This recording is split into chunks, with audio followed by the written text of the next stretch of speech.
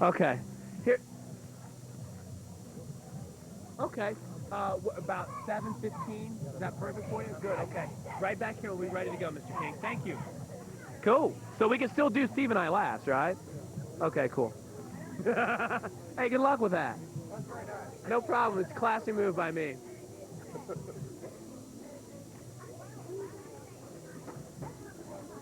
Okay, the person we don't have yet, though, is Rich Bachman.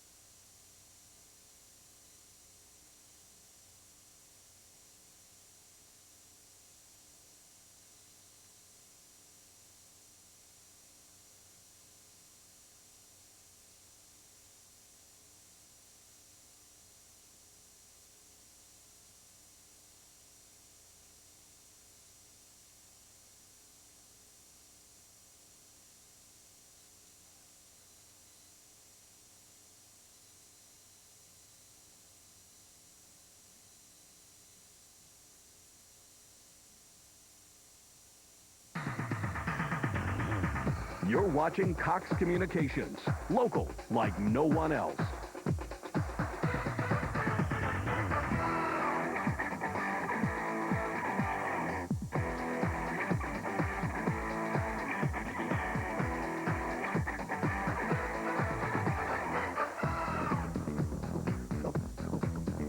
Welcome to High School Prime Time. We are live, Midwest City, getting set for a showdown between Carl Albert and Douglas here in a big-time showdown on Cox Communications. My name is Chris Plank, joined as always by my man Steve Marshall as we get set for truly what's one of the better rivalry games in the state of Oklahoma, Steve. And one of the great things about this matchup is unpredictability, because one team can do something in the regular season and it's completely different come playoff time. That's the way it's gone the last couple of years. These two teams know each other very well. They know what each other does.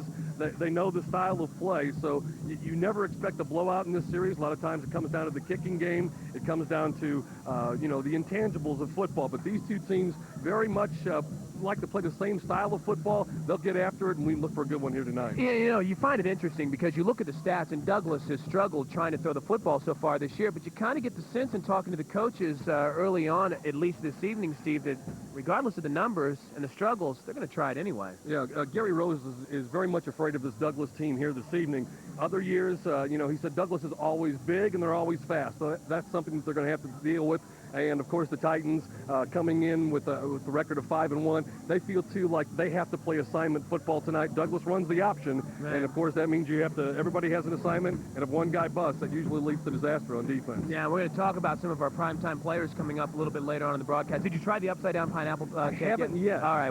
Let me tell you what you missed last week. No, I heard I missed the grill, and it was unbelievable. Yeah. So I get back in time for the cake. So That's Rick's right. working on the grill as we speak. We'll check in with him in just a bit. But I'm real excited to watch this Carl Albert team because, to me, it's a squad that's really developing an offense. It's almost like they've gone from being a team that so many times people would say, 4 yards in a cloud of dust, Right. Now they developed a consistent passing game. Brandon Swearengin is the quarterback, and just a long line of good quarterbacks that they've had here at Carl Albert. They don't have to throw a whole lot, but when they do, they're very effective. 8 out of 9 in the last contest, and then J.R. Moore in the backfield just continues another long string of successful running backs that they've had here at Carl Albert. And it's kind of fun when you have a rivalry like this because, as you mentioned, Steve, what you have is you have familiarity. So you're not going to get a lot of things that either team will do that will shock the other team. So that means that coaches have to dig deep into the bag of tricks. Do you think we'll see either coach? Both of them have been around for a while. They know the ways of the game.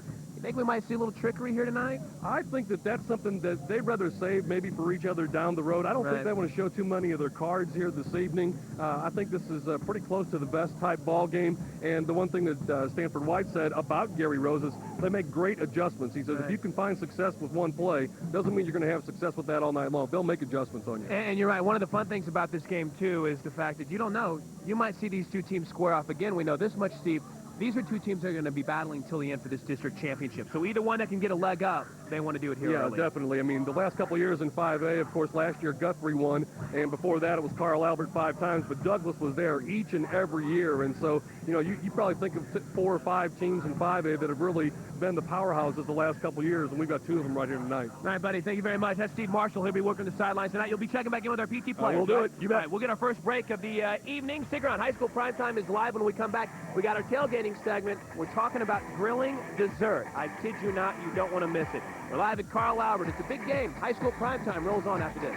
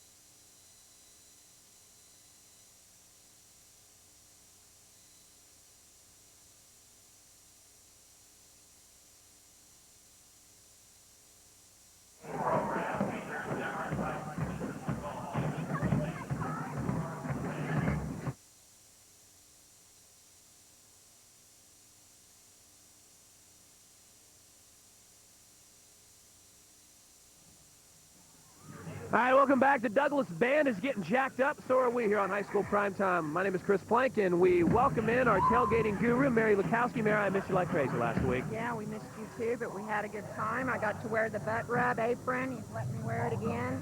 And we're here today with Rick. He's made a pineapple upside down cake. Well, and I missed the mixed grill last week, Rick, but you've been bragging about this all year long, ever since we did our first show. Take me through exactly what I need to do as far as ingredients are concerned to make sure that I can do it the Rick way. You talking about the griller killer, or are you talking about this stuff here? I'm talking about this stuff right This here. stuff here. Now, this stuff here puts some pounds on you, okay? All right, so I got to be careful. You got to be careful. You know, first of all, you're going to start off by melting a pound of butter inside a 9 by 13 cook pan. Once you get it all melted down, then you lay your pineapples in there. Yeah, so in other words, if I just, right here, there we go. There we go. If I follow the step-by-step Rick process, I can't mess this up, right? You can't mess it up. After you get done putting your pineapples in, then you want to go through and put your maraschino cherries in each of the center of the pineapples. Does it matter how I space them here? No, or it doesn't. It just looks good if you put them in the center.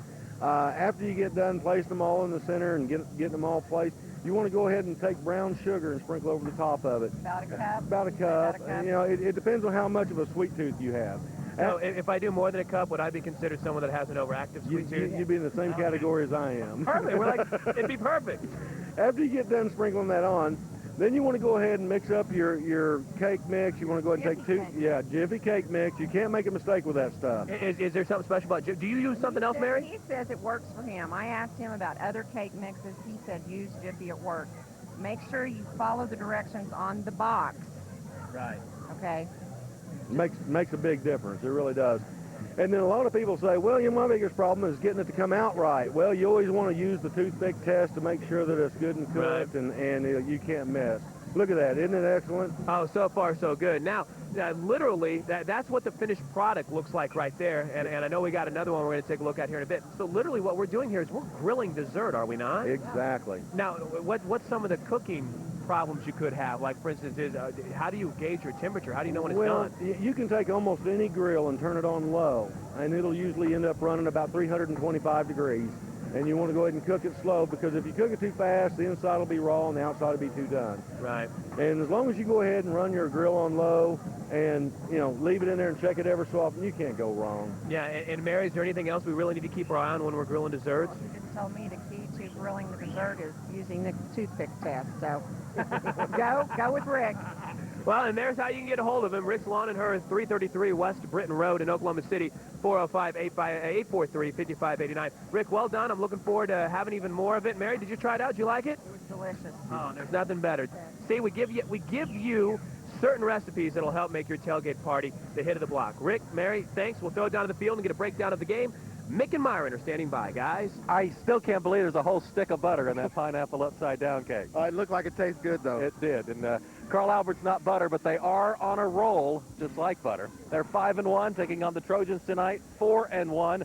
And Myron, this is a rivalry that goes back several years. Yeah, Mick, like Steve was talking about earlier, they've got a history of playing each other in the regular season, and Douglas would get the better end of that, but they'd play again in the playoffs, and Carl Albert would get the better end at least 2 of the 3 years that they would play in the playoffs. All right, Douglas quarterback, the option, got to have a good one, Marquise Mitchell. Yeah, he's a guy that they just moved a quarterback in spring, so he's inexperienced, but Stanford White, Douglas's head coach, says, hey, he's a guy that can make a lot of plays, has really good feet, and he is a guy that will be a key to the option attack tonight. And Steve Dunn is a throwback to their last state title in 01. He was a starter that year as a sophomore. Now he's really good. Yeah, he's a senior leader, a guy that loves film work, makes no false steps as far as a linebacker, flows, makes a lot of tackles. You see 13 unassisted, 44 overall, and he is definitely a playmaker on that Titan defense. One of the most distinguished coaches in the Oklahoma City area is Stanford White. Been at Douglas 27 years.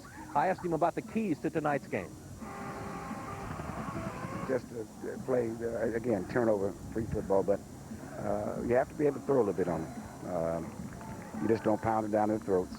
They'll swarm the football, but they're human too, and so if we play as well as we can play, we've got a chance. I'm losing count. It's 27 years at Douglas High School? I've lost count. I don't know. since 1970. Are you coaching kids that you coach? Yes, and getting, as the old folks say, getting pert near time to start coaching grandkids of teammates and things, so that's too long. But no, I'm having fun, and yeah, I've been coaching kids of my teammates, and now I'm coaching kids of kids also. And few coaches anywhere have had the success of Gary Rose. We talked to the Titan head coach about his keys to tonight's matchup. Playing assignment football for the Titan defense. Period. We got to execute that stuff on defense. We did not do that last week very well. They're an option team. What special challenges does that present? Well, you have to play assignment football, and every guy has a job and has an assignment. If they don't all do it, then you have a big play or a good play by the offense. So we've got to do our job there. And now to the starting lineups, and we start with the visiting team, the Douglas Trojans. And Douglas will line up like this on offense. Marquise Mitchell, the quarterback. Anton Gibson, at tight end. He'll throw to Henry Moreland. Halfbacks in the wishbone set, Darrell Smith, Courtney Nero, and Sean Law is the fullback. Up front, DeLance Miles, Lee Tibbs, Dante Mason, Glenn Palmer, Chauncey Lee Jefferson is at right tackle. On defense, Lee Tibbs, DeLance Miles, Antonio McKinney, Marquise Mitchell, Lewis Moreland, and his twin brother, Henry Moreland. Then there is Shonicle Jefferson, Sean Law, Cortez Johnson, David Smith, and Dante Mason. Elsewhere for Carl Albert on offense, the quarterback is Brandon Swearingen. J.R. Moore's the tailback. Anthony Martinez and Greg Cooper are the wide receivers. Up front, Dane Wise, Todd Fenimore, Jeremy Hill, Josh Terry, and Billy Cox. Big wind blowing out of the north. Myron, it's a night where the wind's a factor. Yeah, it really is going to be a factor. It's picked up in like the last 20 minutes or so, and of course, this is for the district lead. Carl Albert and Guthrie 3-0. Of course, Douglas has stepped back at 2-1. Should be a great football game tonight. Well, I don't have any more hairspray, so we need to get up to the press box. Back to you, Chris. You know, Myron, you mentioned that you think it picked up in the last 20 minutes. I think it was like in the last 30 seconds because all of a sudden we're trying to make sure that the tent doesn't blow away. All right, high school primetime. Thanks, Mick. Thanks, Myron. We'll check back in with the guys in the booth in a bit. I'm joined by a very special man. Rick Bachman is the director of secondary instruction for the Middale School District, and we are very proud to be here tonight. And, man, you've got a lot to brag about this district, do you not? Well, thank you, Chris. I'd like to begin by saying thank you to Cox Communications on behalf of our school board and Dr. Cheryl Still, superintendent. Carl Albert High School was part of the Midwest City Dale City School District. We have accomplished quite a bit out here within the last 5 years. Coach Gary Rose has won 4 state championships. The pom-pom and the cheerleading have been national champions and state champions. The basketball teams, both boys and girls, have been to the state tournament. Wrestling team is very successful. Our fine arts is doing extremely well. Our band, our vocal music, our drama, We have a lot of good kids out here, but it doesn't come by luck. No, you say it's more than just having good kids because you have good teachers. And how about a shout out to the parents, too, because it takes good parenting, too. Without a doubt, the parents are fabulous. The teachers, I can't brag enough on them on the type of job they do, because we're also academic champions in virtually every sport. I was going to bring that up, too. Your academic record is really solid, is it not? Yes, well, with the Oklahoma Secondary School Activity Association, we've won the academic championship in virtually every sport that we've entered so far. So it's an accomplishment to the coaches who stress academics, to the teachers who pursue it, and to the kids who practice it. So we're indeed fortunate to have people like that in our district. Yeah, it sounds like you have a lot to brag about. So for this game tonight, I know we're going to have a great showdown, but how about great showdowns in the futures? What's down the road for this district? Our district is growing. Carl Albert area is growing out here. This is a growing part of our district. I anticipate even greater things to happen in the future at Carl Albert High School. Well, listen, Rick, I appreciate you taking the time to come join us here on High School Primetime. You're a good man. Appreciate Cox Communications for televising Carl Albert and Douglas tonight. Hey, we're looking forward to it, all right? Thank you very much, Rick. You have a good time, man. That's Rick. He's in charge out here, man. I just follow him around. I get the VIP treatment. All right, stick around. We've got a lot more to come. As you can see behind me, the Carl Albert cheerleaders are getting ready. They're national champs. They're putting on a show next on High School Primetime.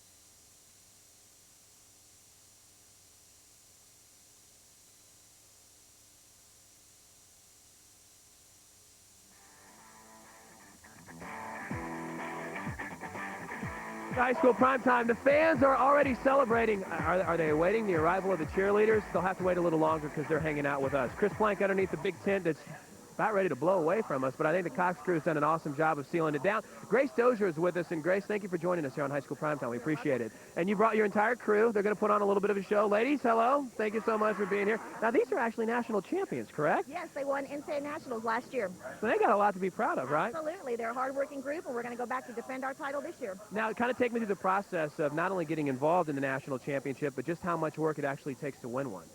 Oh, the amount of work it takes to win one, you'd have to ask them about that. It is daily commitment, practice, focus, going through a lot of pain, a lot of injuries, sucking it up, getting back out there, and never giving up.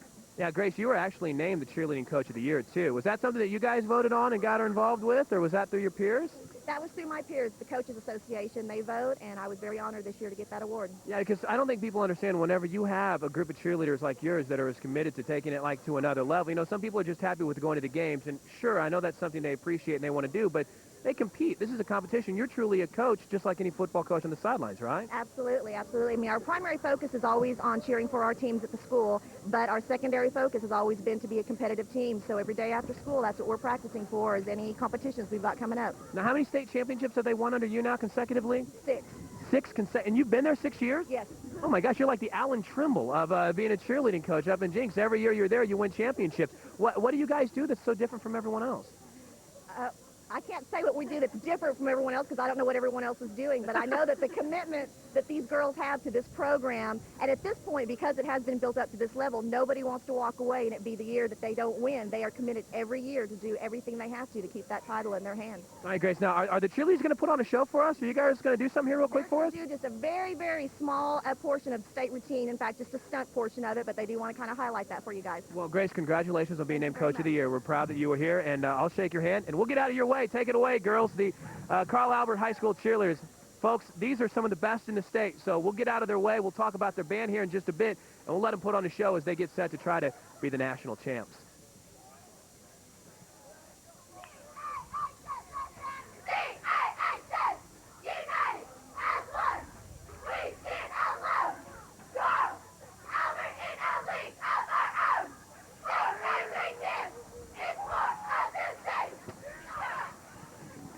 Very impressive. All right. How about a round of good job, girls. Good luck, all right? Go have some fun tonight. All right, there's the Carl Albert cheerleaders. Steve Marshall's going to join us here in a second, but let's bring in Martin King. Come on in, Martin. He is the director of bands here at Carl Albert High School, and you guys are putting on a show tonight, too. I know the cheerleaders have had a lot of success, but you're pretty proud of your band as well. Right. We've won a couple of state championships ourselves, and we're running for one this year.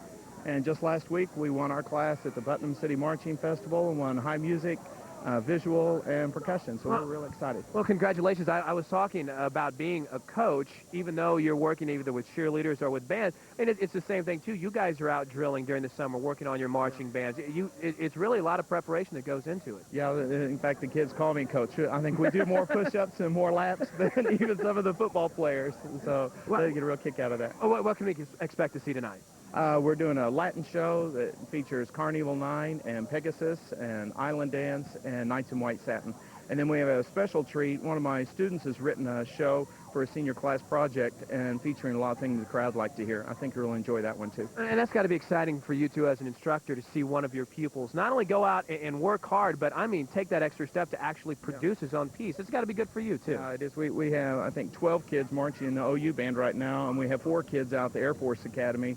And last year we had one out at USC, so we're real proud of the kids. Well, congratulations, Mr. King. I appreciate you coming by, and go enjoy the rest of the night, okay? Thank you very much. All right. Wow, what an amazing time. We are due a timeout. We had the cheerleaders, we had the band, and now we've got our primetime players. So stick around. More to come on High School Primetime.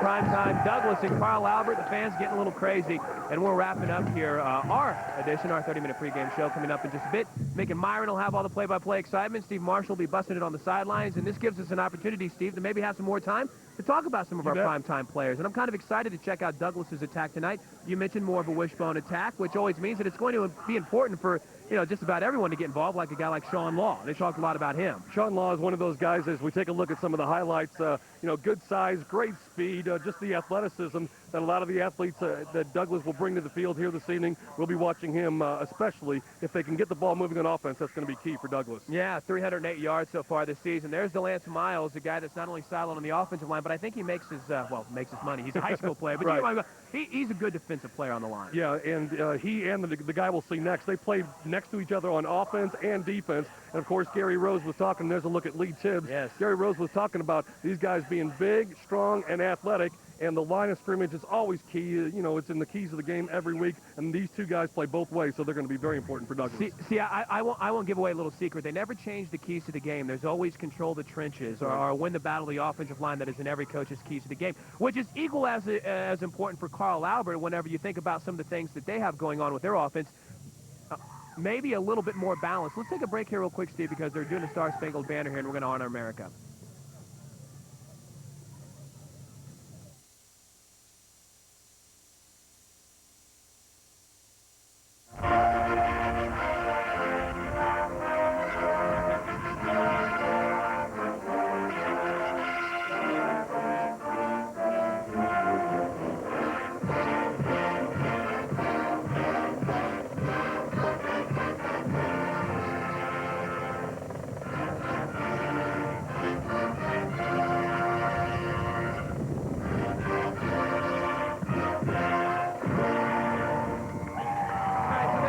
We're officially ready to play, Steve. So let's talk about some of those primetime players for Carl Albert. And we mentioned a more balanced offense. We want to see him.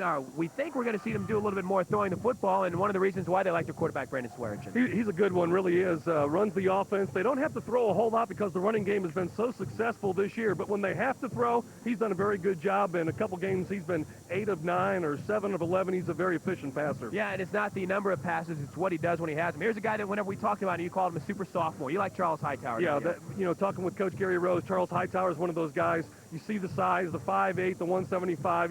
He's rock solid for him. He's a heady ball player, and he just calls him a super soph. And he said, along with some of the other guys, he's one of the tailbacks of the future as well. And then the next guy, of course. J.R. Moore is definitely a guy. He's the tailback of the now.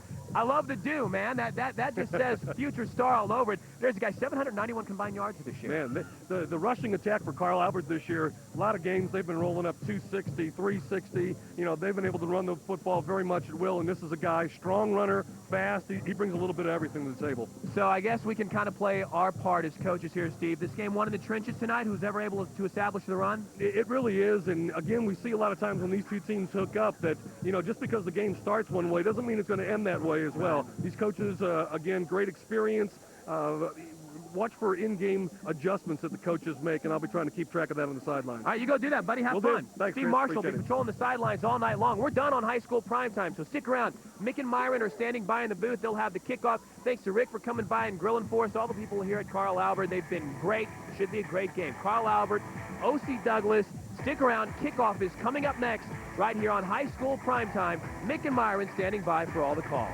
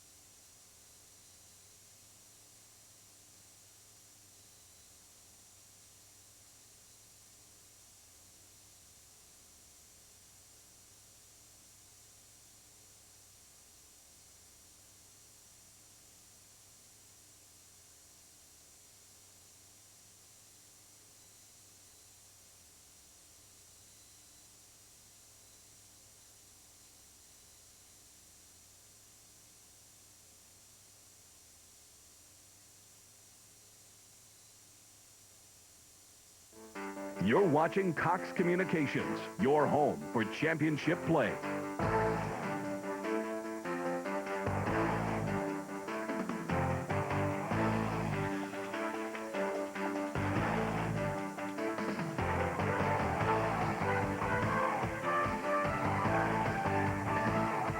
And now, it's the Oklahoma Ford Dealers High School Football Game of the Week, showcasing the best in Oklahoma. And welcome to Midwest City, Oklahoma. Every year you can circle this one on your calendar as one of the key matchups of the 2003 season. It's the Douglas Trojans and the Carl Albert Titans. Hello, everybody. Mick Cornett, along with Myron Patton and Steve Marshall. We're at Carl Albert Titans Stadium. Two teams that have only one loss this season, and they are traditional rivals. Myron?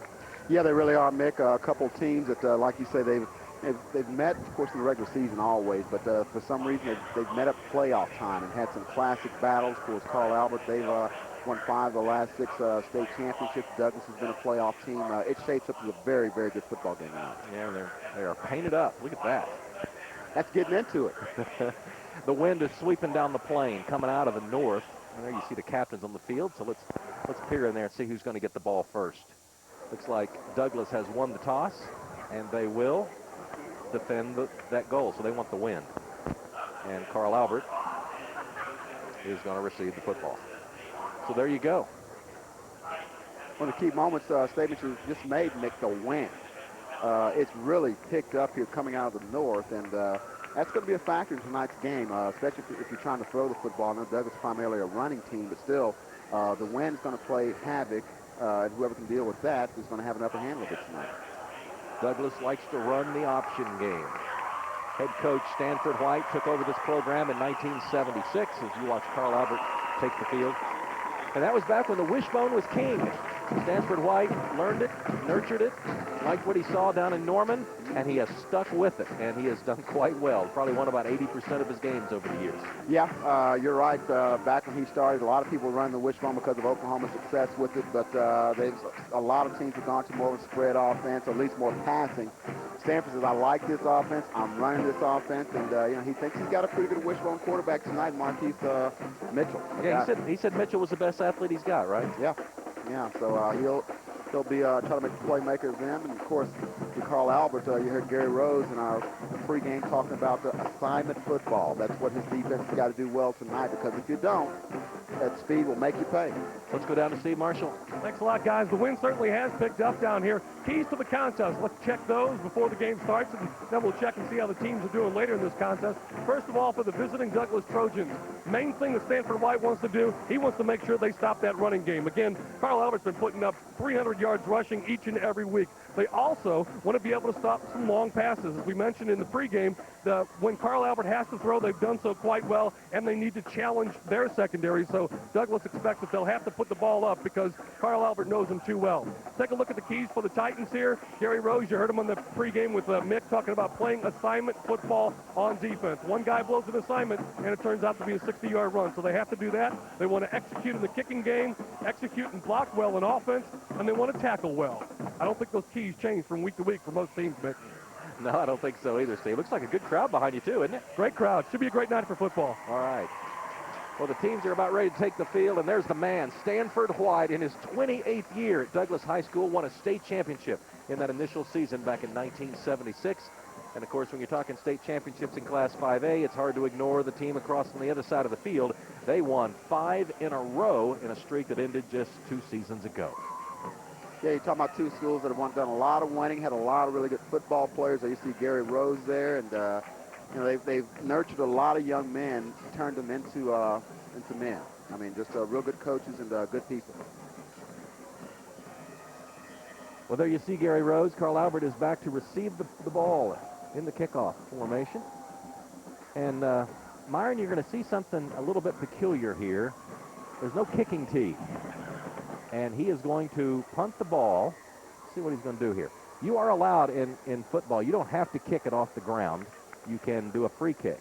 And talking to the Douglas coaches before the game, they said, watch for us to just kick it in basically a punt is what it's going to look like to most people. But technically it's called a free kick. And now they're going back to get a tee. So there's an issue here. You ever seen an issue over whether or not you have to put a tee on the field? No, I haven't. And there you see Stanford talking with the official there, and I'm not sure what they're talking about. But I think about Anton Gibson there, the guy on the left. That is one tall player. yeah, he's a sophomore, and of course he's wearing a very famous number in Douglas history. 85 belongs to people like Alonzo Mays, Saeed Tucker, just a lot of really good tight ends who went on to play not only in college but in the NFL as well. And of course he has the honor of wearing that right now. But you don't want to put that kind of I guess pressure or anything on him right now. But yeah, he is a good-looking athlete, just a sophomore. And they may not have let them start the game with a free kick. I don't know. There seemed to be some discussion. They went on the field, as we had been informed they might, not wanting to kick a ball. They then went off the field and got a tee, came back on, and they're going to kick it.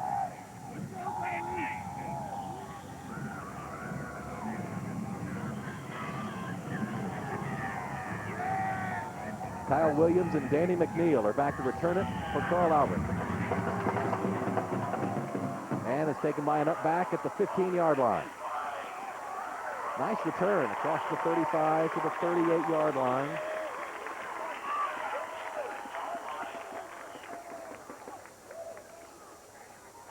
Take a look at Carl Albert on offense. Brandon Swearingen is the quarterback. J.R. Moore the tailback. Wide receivers are Anthony Martinez and Greg Cooper. Steve Dunn is the fullback, and Michael Evans is the tight end. So our first look at Swearingen. He is 6'1", 175 pounds, a senior. He's under center, and he gives it to Dunn, the fullback, right up the middle. It is. That is Steve Dunn, a name you're going to be hearing a lot from tonight, both offensively and defensively. Here's Douglas on defense. Lee Tibbs, DeLance Miles, Antonio McKinney, Marquise Mitchell, Lewis Moreland and Henry Moreland, they're twins. Chancelie Jefferson, Sean Law, Cortez Johnson, David Smith, and Dante Mason. Gain of 8, second down 2, and they're pitching it wide. It's J.R. Moore, and he's hitting the backfield back at the 42-yard line.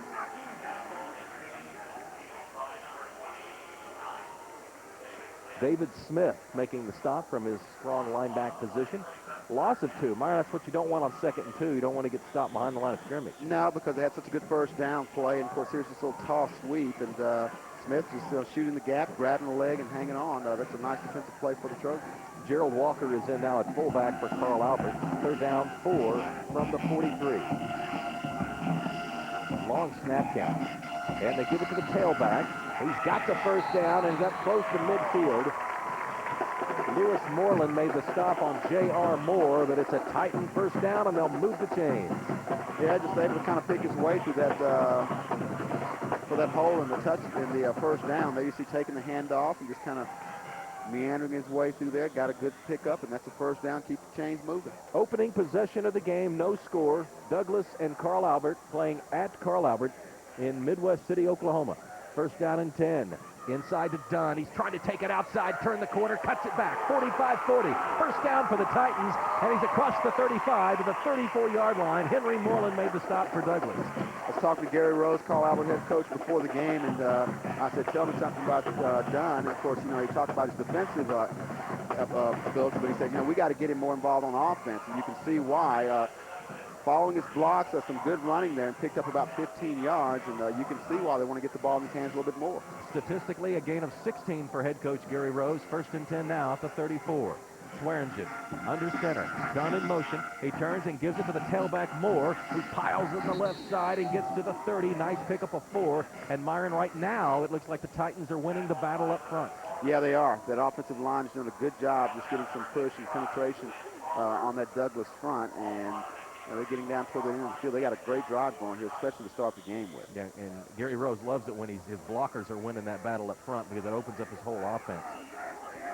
Gain of, let's call it 3. It'll be second down and 7. They are close to the 30-yard line. Swearingen turn. No, he's still got it. Keeps it. Trying to get up to the 25, but didn't quite get there. Still a nice pickup of about 5 yards. It'll be third down and short. DeLance Miles makes the stop for Douglas. And there's the quarterback, Swearingen, looking over for the play. Well, Douglas got a little bit of their own medicine. The option game, Swearingen pulling the ball out of the fullback's belly and cutting up himself and getting up about a few yards himself. One thing about running the option against Douglas is their defensive guys see it in practice so much, and unless you're able to show what Douglas can do with it, you're probably doing it in slow motion compared to theirs. Moore carries over the left side. See if he's close to the first down. I thought he might have fumbled that, but did the ball come out? He must have got it back. It looked like he was looking down like he had dropped the ball, but hey, he got a first down. Carl Albert keeps on moving. Well, let's see. There it is. Right there. And he falls on it. That's a lucky break. Lee Tibbs.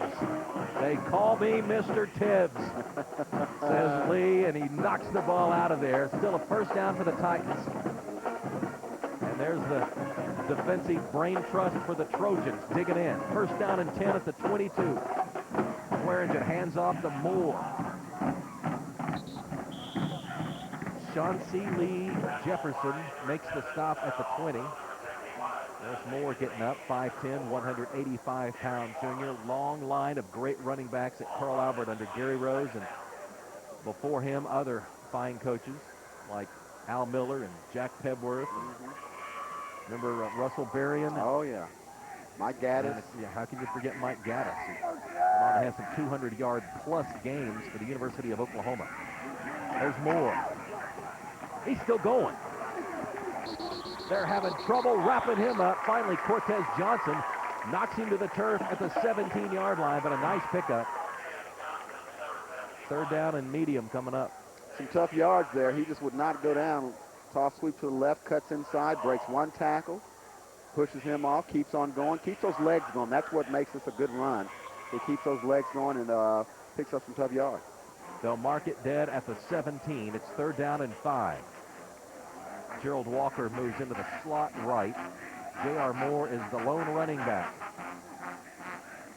And they give it inside to Dunn. 15, 10, first down. And inside the 10-yard line to the 9, Dante Mason may have saved the touchdown. It's the third time we've seen that particular play here on this drive alone to both sides, and they've had success every time. Well, this is a power football drive right here. They are just marching. And you see Dunn carrying the defender there a couple of yards. That's a good first down pickup. Now they're inside the 10, and well, sometimes the yards get a little bit tougher here, but they've moved the ball pretty good success with this first drive. And now, interestingly, the fullback Dunn splits wide to the right. I formation, and they give it to the tailback Moore.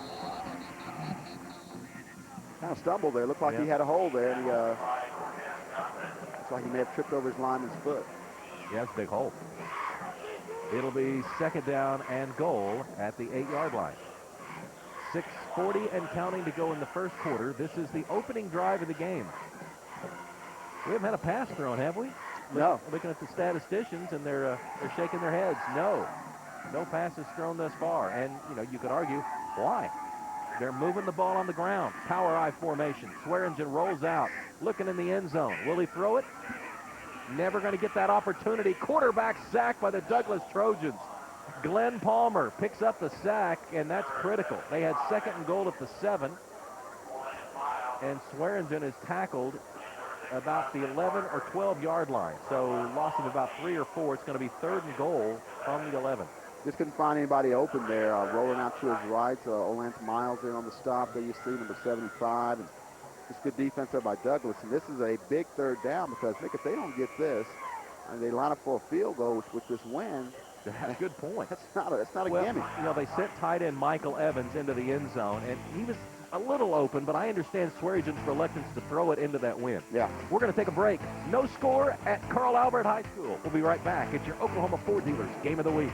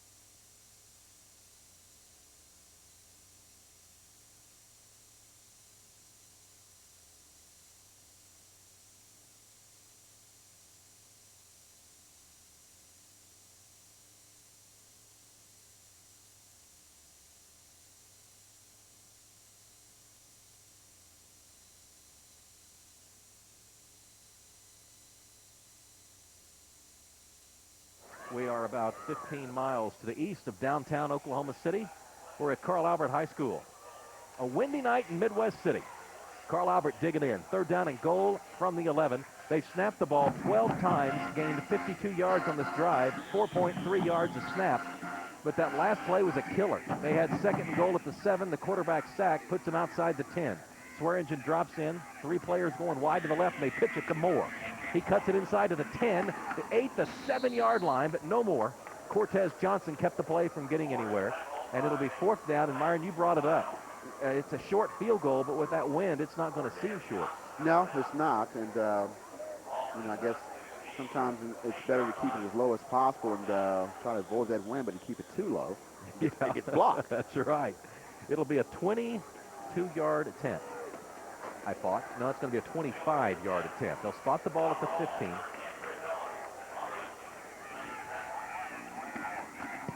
And the kick is up, and he missed it wide left. Well, he had his leg on it, but just to the left there. We'll be back. Douglas High School takes over at the 20. Their defense holds. It's your Oklahoma Ford Dealers Game of the Week, and we'll be right back.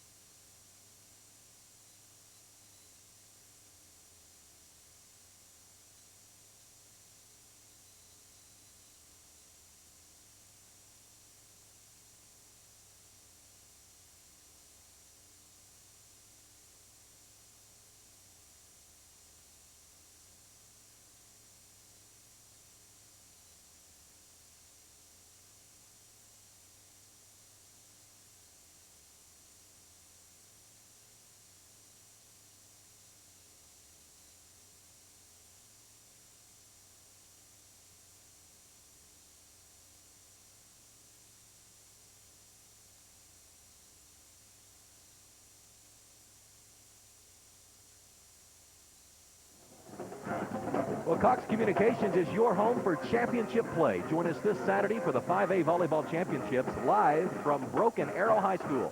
The coverage begins at 1 p.m. with the first of 2 semifinal matches, and then at 5 p.m. it's the 5A championship game. Cox Communications, your only source for live coverage for the OSSAA Championship Series. 1st and 10, Douglas coming out, wanting to throw, lofting it way downfield, and Lewis Moreland catches the ball and is in open field. Can Lewis go the distance? Are you kidding me? 80 yards and a touchdown. The Trojans strike on their first play from scrimmage. Now that's the way to open up a football game right there. Go deep, and he found his man on a post route, Lewis Moreland, over the middle, and it was a foot race the last 40, 50 yards, and Moreland won it. They took the wind, Myron, when they won the toss. It paid off at one end when Carl Albert didn't throw a pass, had to kick a field goal, and missed it. They turn around, throw the rock on 1st down, and Lewis Moreland falls into the end zone with 6 points. I tell you, it's such a benefit when you can have a, as a wishbone team, an option team, you can make plays in the passing game because you get so much one-on-one coverage because they're so worried about your running game. They line up to go for 2.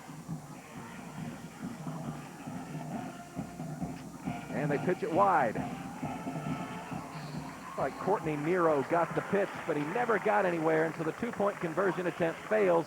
But Douglas has struck first. Gary Rose can't believe it as Titans are down 6-zip on your Oklahoma Ford Dealers Game of the Week.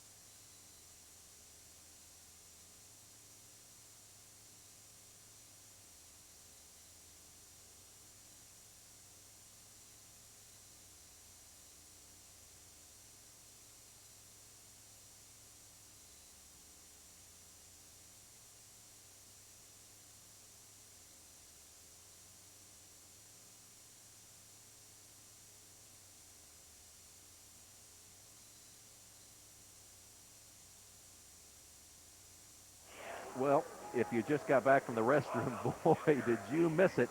An 80-yard touchdown strike, Marquise Mitchell to Lewis Moreland, and next thing you know, the Douglas Trojans sidelines were erupting in glee.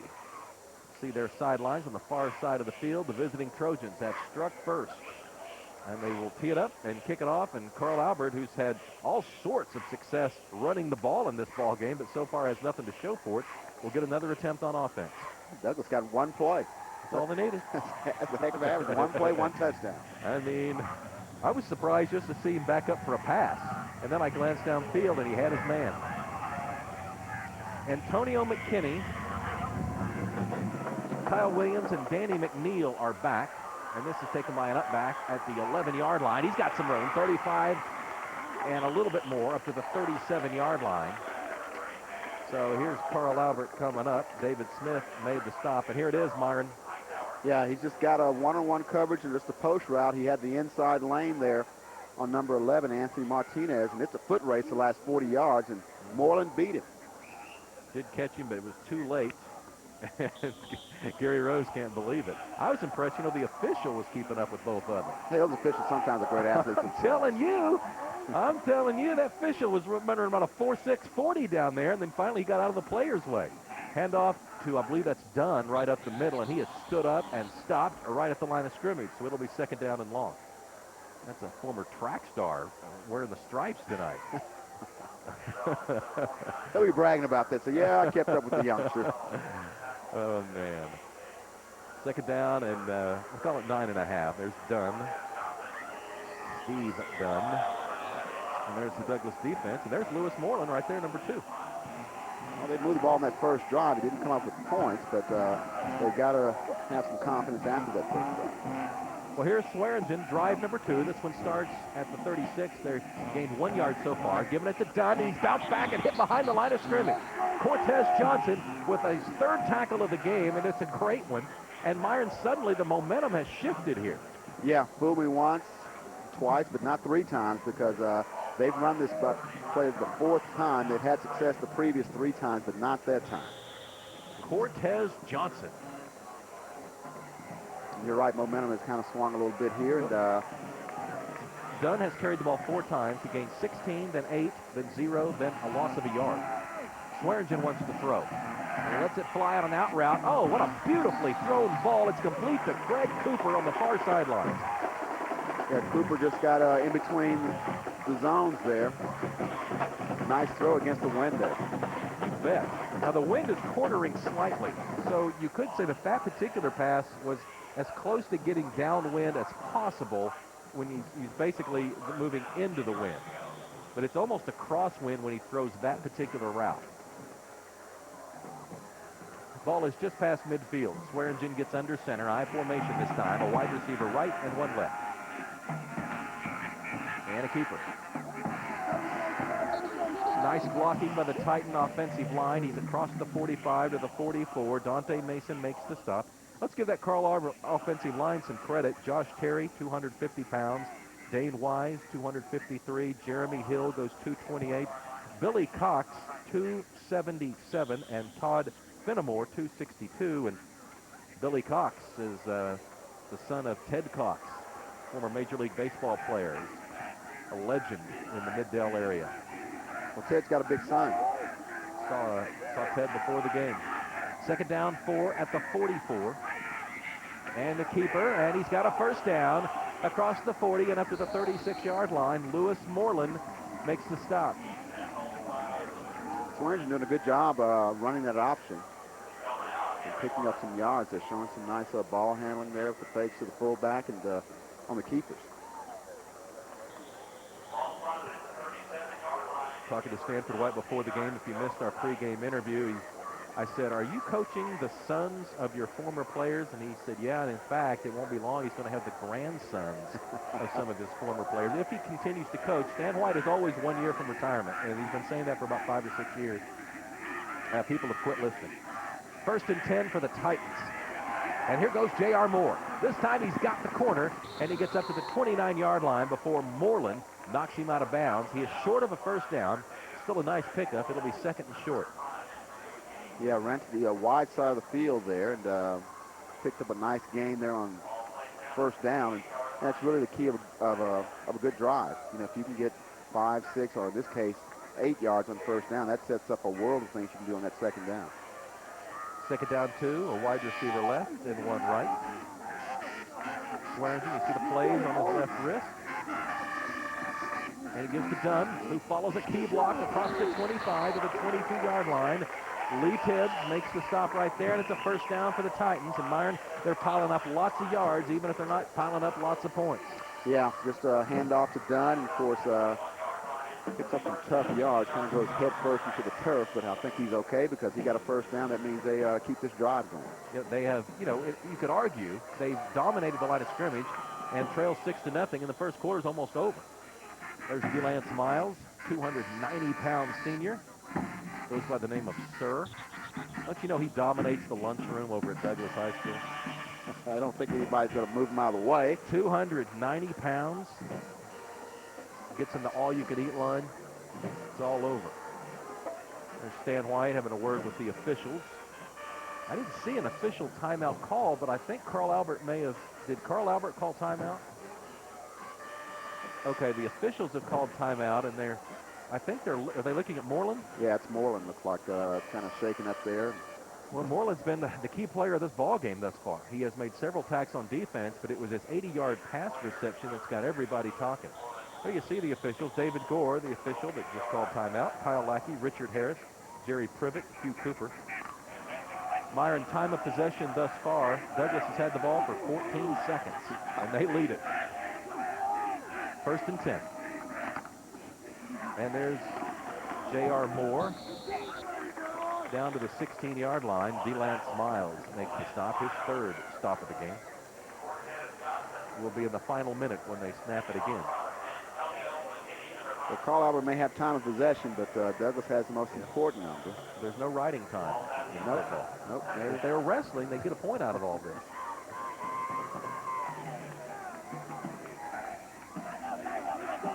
Moore is the tailback. Dunn is the fullback. And it's Dunn. Up to the 11-yard line. I think he may have a first down. Let's check the mark. Antonio McKinney, 5'7", 145-pound cornerback, makes the tackle. From that spot, I think that's a first down. Let's see if they agree. Yes. So now 1st and 10 from the 11. Well, and that's you can still get a first down here before getting to the end zone. So pretty good mark if you're Carl Albert. Of course, the field shrinks when you get down here, but the success they've had running the football, they'll probably try to keep it on the ground. Got down here once before, couldn't punch it in, missed the field goal. Douglas turned around and scored, and now another mistake in the red zone, Myron, and it's going to kill him. Yeah, you hate that. Now they move them back 5, and it's 1st and 15, and 1st and 15. Not that they can't throw the ball. With this wind, you're a little reluctant. Yeah. So it's a tough play call for Gary Rose. They've been dominating the running game, and you want to do that. But it's, let's get the call here from David Gore. Well, he's going to start the clock for us. All right, wide side of the field is the right side. Danny McNeil sprints out there, and it sets up wide. I formation, and the give is to Moore. Douglas piles him up at the 12. DeLance Miles, the white jersey on top. And so that'll be 2nd down and 11 from the 12.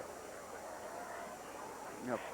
They've got to get to the 1 to get a first down, and I don't think we're going to have another snap in the first quarter.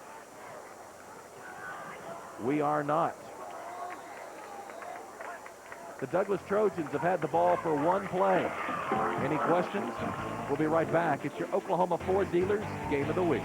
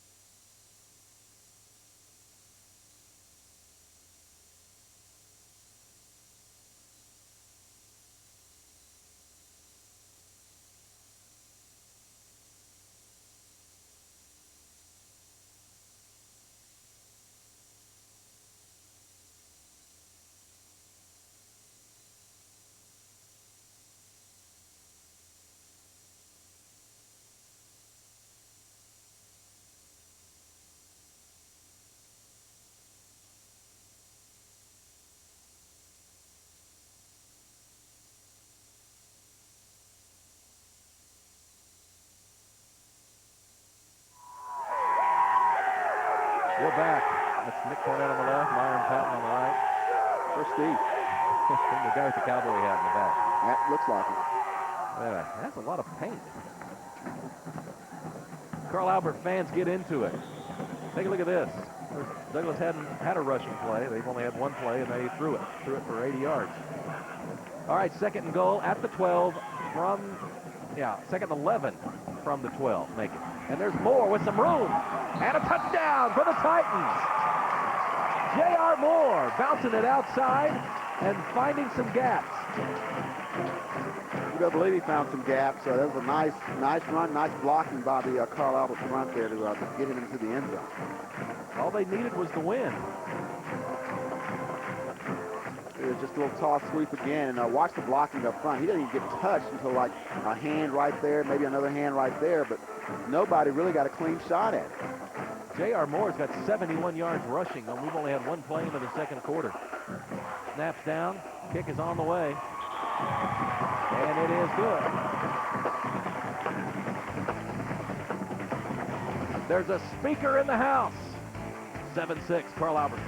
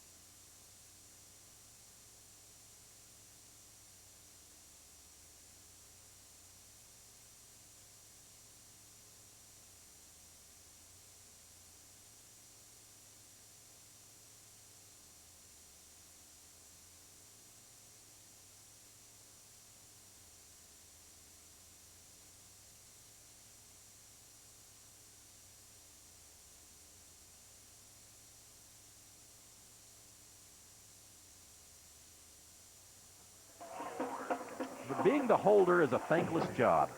You better believe it. And you don't like it when they land on your ankle. A little pain there he's going through. Man, you know, you kick a field goal, very few people appreciate the holder. No, they don't, unless you drop it. All you can do is mess up when you're the holder. It's a thankless job. And then you get your ankle whacked. There he is. He looks okay. Glad to hear it. Carl Albert's going to kick off. They just taken the lead, 7-6 on an extra point. Off a beautiful hold. Short kickoff taken by an up back at the 27-yard line. That's Marquise Mitchell. That's the quarterback returning kicks. They said he was one of the best athletes. Yeah.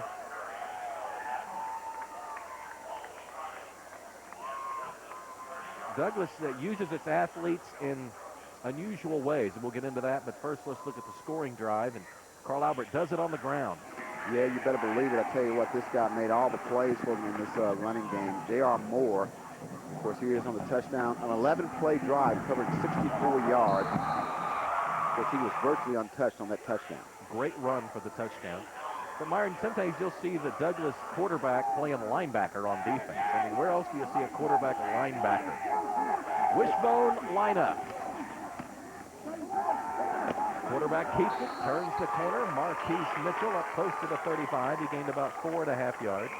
Take a look at the Douglas offense here. Marquise Mitchell, 5'10", 170-pound junior. Tight end is Anton Gibson. Split end is Henry Moreland. And the running backs in that option offense, Darrell Smith, Courtney Nero. And up front, DeLance Miles, Lee Tibbs, Dante Mason, Glenn Palmer, and Chauncey Lee Jefferson. A couple of those guys going 290. Big front. You talk about option quarterback. They got to be tough, Nick. They get hit a lot, even though they don't handle football. So playing linebacker, they're used to that. Mitchell keeps it again, lunging forward across the 35 to the 36. Let's take a look at the Carl Albert defensive lineup. We didn't have time on their last possession to take a look at these guys. Eric Bellamy, Jeremiah Hanks, Greg Cooper, David Vaughn, Kellen Curry, J.R. Moore, Michael Evans, Steve Dunn, Charles Hightower, Gerald Walker, and Dane Wise. One of the finest school districts you'll find anywhere, the Mid-Dell School District. They play athletics and believe in doing it right. Every sport right down the line. And there's Marquise Mitchell. I mean, you look year in, year out, you look at Midwest City, Dell City, and Carl Albert, and all three of their schools are competitive in just about every sport you can imagine. I mean, they don't have a weakness, and they just get it done here somehow. Yep, yeah, they do. They really do. And that last play, Mitchell had a first down and then some. He slipped down, and looks like he's kind of limping. I don't know. I think the first play, if they ran on his possession, he got caught from behind. It kind of twisted his ankle. I don't know if that caused some problems, but he had a lot of room to run there. Anton Gibson drops back the punt on 4th down and 2, and before the ball was snapped, they called timeout. The punter doesn't know it yet, but the ball was snapped right past him and is rolling back to the 6-yard line. But the whistles had blown by that time, and everybody got the message except the deep snapper, who was Antonio McKinney. You know, they only mention the deep snapper's name when he does something bizarre. Antonio McKinney with a 50-yard snap. We'll be right back. They'll be punting away when we return to your Oklahoma Ford Dealers Game of the Week.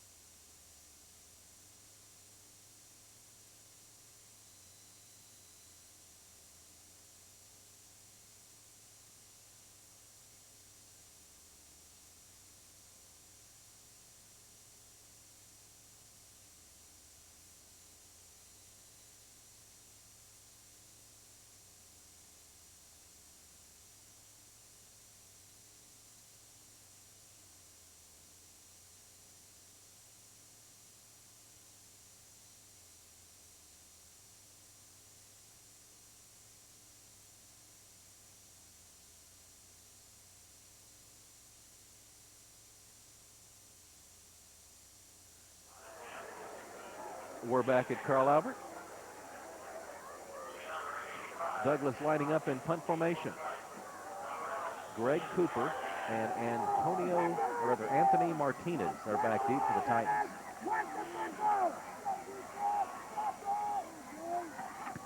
Left-footed boot. And it gets away from Cooper, and he lets it go. Rolls dead at the 29, so the Carl Albert offense will start right there. That's our first punt of the game. Yeah,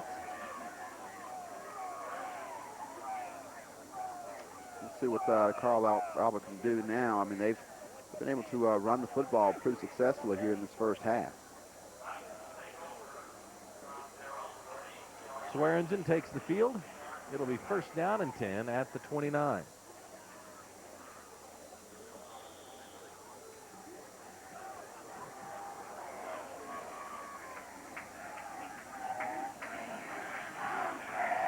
I formation on 1st down. Wanting to throw. Going across the middle to Evans. Incomplete.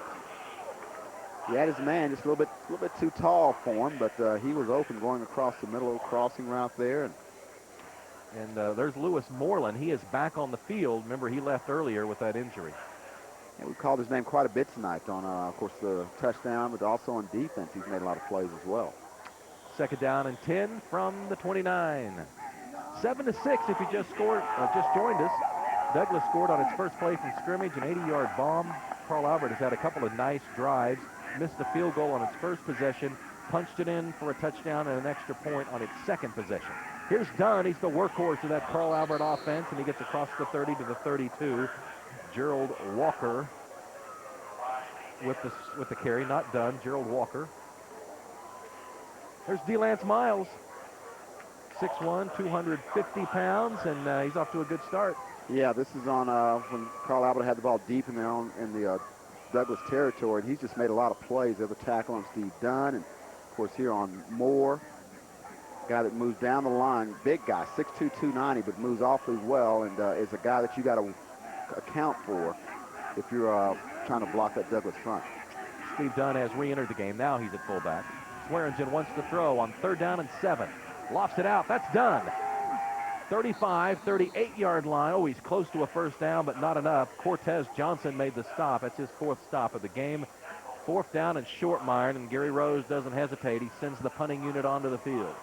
Yeah, they're trying to set up a screen there, and really Douglas didn't bite on it to the very end, but they did a good job recovering. And, of course, we just saw Miles just did a little package on him, and he was in on the tackle. Also, you had Lee Tibbs as well also.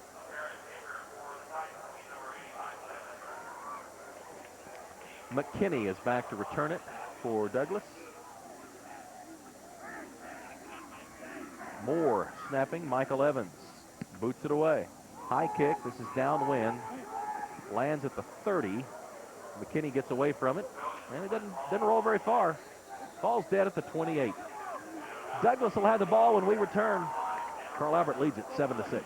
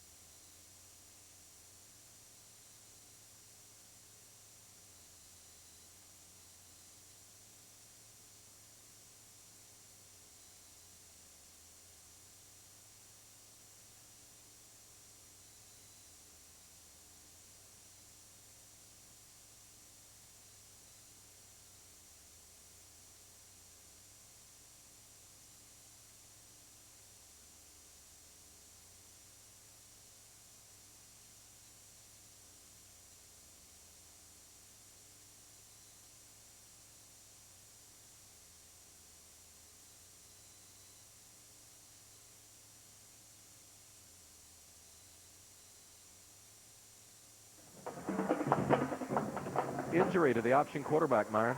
Yeah, Marquise Mitchell, this is the first play of that last possession. He got drugged down there, and looks like he kind of twisted his ankle. And after that, was limping. In fact, on that 3rd down play, would have had a first down. It looked like he just couldn't get there. So let's see what he does here on this 2nd possession. See if he's got the ankle wrapped up a little bit tighter, if he's recovered. He's out there under center midway through the 2nd quarter.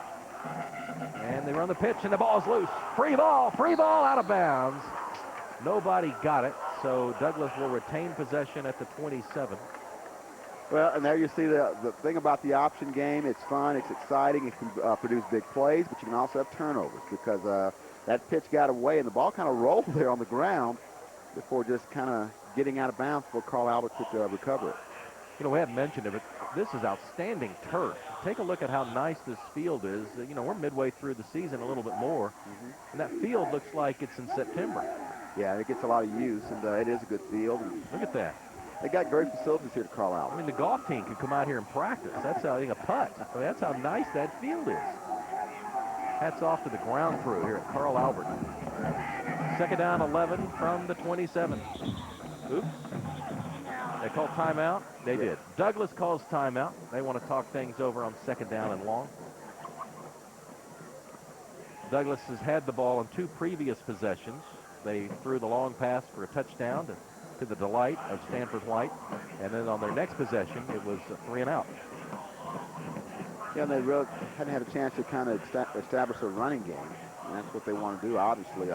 Think about that pass to begin the game. You know, what you hope if you're Stanford White, you hope that kind of loosens up that front for Carl Albert because they're looking for the option, looking for the running game up front. You get a big pass play down the field, you hope to kind of back some people off and kind of loosen things up so you can have some room to run the football.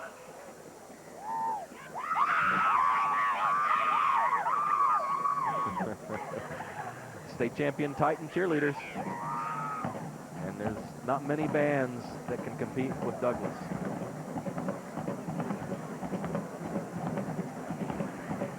If you're wondering, Frederick Douglass, for whom the school is named, was a 19th century abolitionist. And Carl Albert is a 20th century member of the House of Representatives, rose to the Speaker of the House in the early 1970s. Look at that time of possession. Gee whiz. 2nd down, 12. wanting to throw into the wind, tossing it long downfield for Moreland. He goes up. Did he make the catch? He did. He did. Lewis Moreland with a great catch. And a penalty marker down. Let's see. It's apparently going to be interference on one of the two sides. It'll either be on Moreland or the defenders. You know, what a catch. Moreland may have kind of used the Carl Albert defender as a step ladder. I'm not quite sure. It depends what they saw here, because he adjusted the football a lot better than the Carl Albert defender did. I'm not sure if they're trying to say he pushed off or not.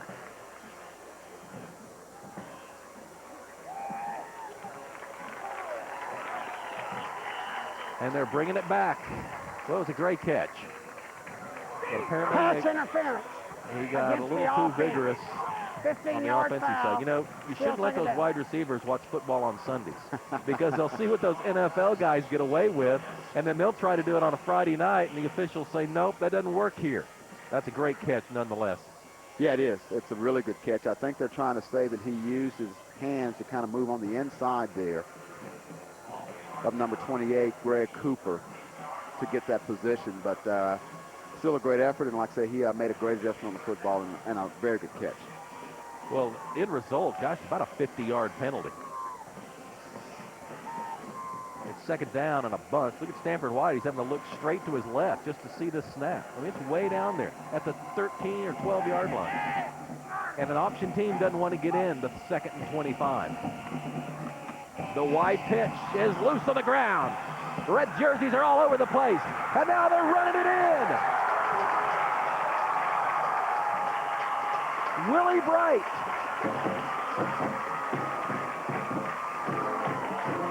Touchdown for the Titan defense. Well, the pitch was a little bit high, helmet high. Was not handled cleanly. Of course, that's the other side of the option game, and they've had a couple fumbles here in the first half with pitchers that were not exactly belt high, so to speak, and Carl Albert capitalized on that one after missing an earlier fumble. The defensive touchdown by Willie Bright makes it 13-6. And now Jordan Moore will try to put the point after on the board. Good snap, nice hold, kicks on the way. It's through. Remember the Titans, 14-6, Carl Albert.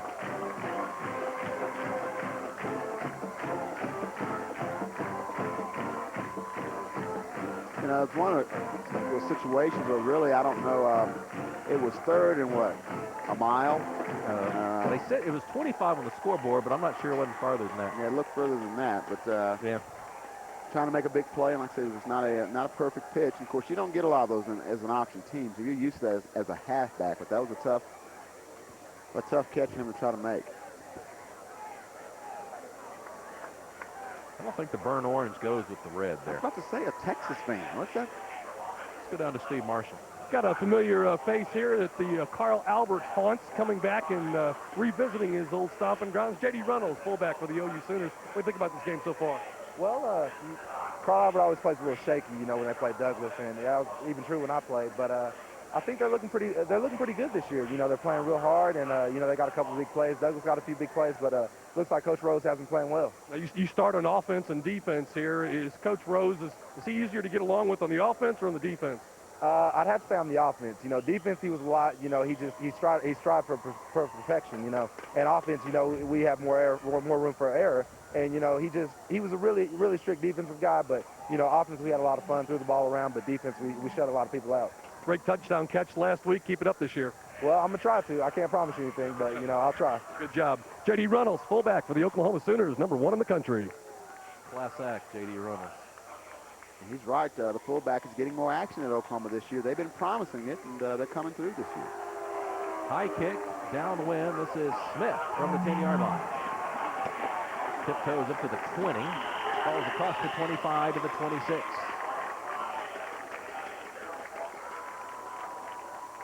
This is an important possession for Douglas. Take a look here, Myron. Mitchell gets in trouble, throws the ball out there, and there's Willie Bright finding an Easter egg. Well, picked it up cleanly, and he got something that normally a guy in his position doesn't get. That's a touchdown. It's a lot of fun, isn't it? High school football. He'll be talking about that one when he puts the great grandkids on his knee.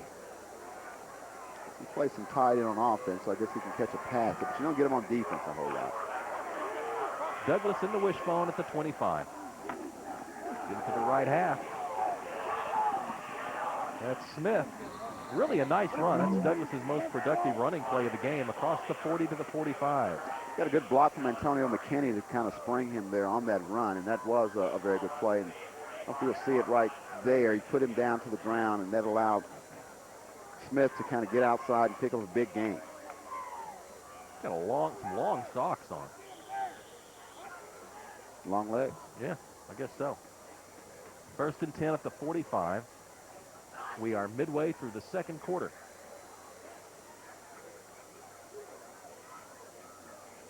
Myron, it's almost as if that long pass by Douglas kept them from getting into a rhythm. Yeah, and I think that's what they're trying to do with the running game. They try to get to the outside. I think they may try to do some stuff up the middle a bit more. Running the option to the right. Penalty markers come out. Not sure we don't have illegal motion here. Mitchell kept it and gained about 5 to midfield before Gerald Walker knocked him down. Looked like every official threw his flag if he had one. Well, let's see what they saw. Not sure that the ball didn't come loose too, but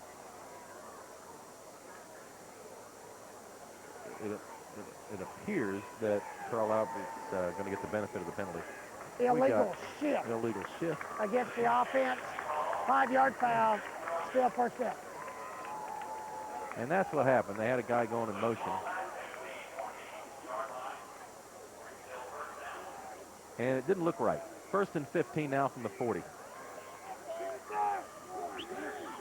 Anton Gibson splits left. That's him at the bottom of your screen.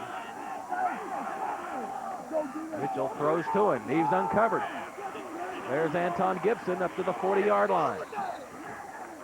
I think they forgot to send a corner out there with it. He split out wide, and I think they forgot to send somebody out there. How do you miss Anton Gibson? He's huge, and he was standing right in front of the Carl Albert bench. Yeah, he's like, what, 6'5"? It sounded like somebody on the bench would have said something. I think they did, and he just didn't get out there in time. 1st and 10 now at the 40. They are into Titan territory. Wind still blowing briskly. It is basically out of the north, which is left to right on your screen. But it's also quartering slightly from the near side of the field toward the far side of the field. There's a good look at the quarterback, Marquise Mitchell. Lone running back behind him this time. Option pitch gets outside to McKinney.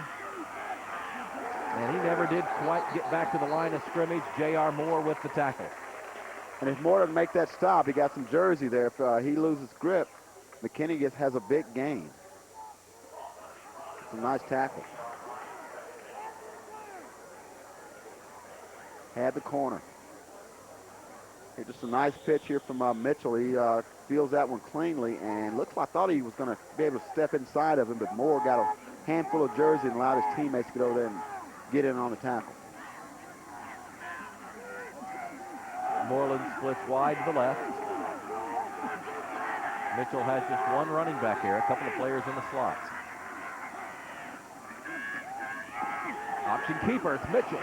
Look at him go. Across the 30 to the 27-yard line. 1st down for Douglas, and he's showing no signs now of that twisted ankle we thought we saw earlier. Greg Cooper made the stop. Nothing like some running room to make a sore ankle feel a whole lot better, and Mitchell got some right here. And, of course, here's the first part of that triple option. Fake to the fullback, keeps, cuts inside Moore right there, and then this is just all athletic ability here as he is able to drag a few defenders for a few extra yards. Douglas is moving the chains inside of 5 minutes to go in the first half. Mitchell turns around. And he gives to his right halfback. That's Sean Law. And Law is up across the 25. Hightower made the stop. Make that Daryl Smith. Daryl Smith, the running back.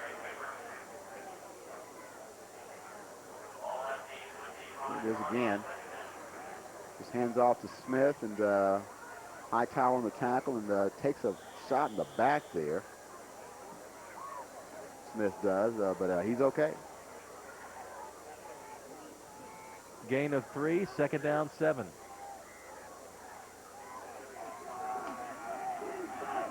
Moreland splits wide to the left, and Anton Gibson, or rather Gibson to the left and Moreland to the right.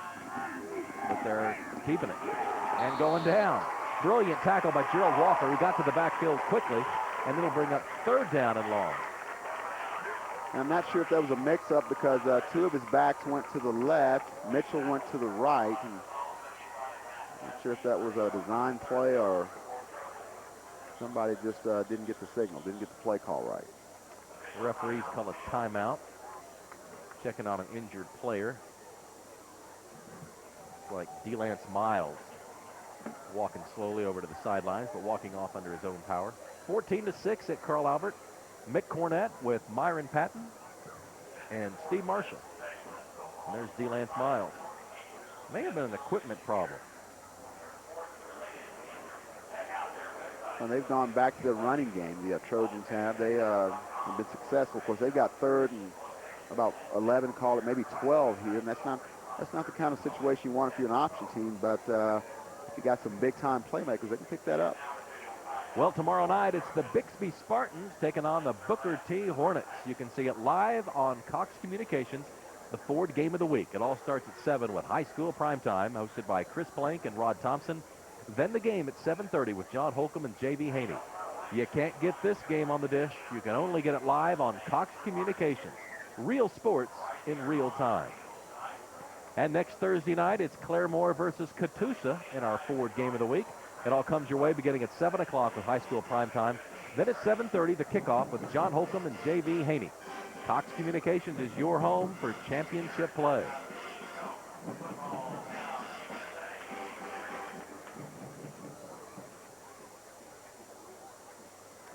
Steve Marshall noting on the sidelines that the Carl Albert quarterback, Swearingen, has checked in at safety on defense.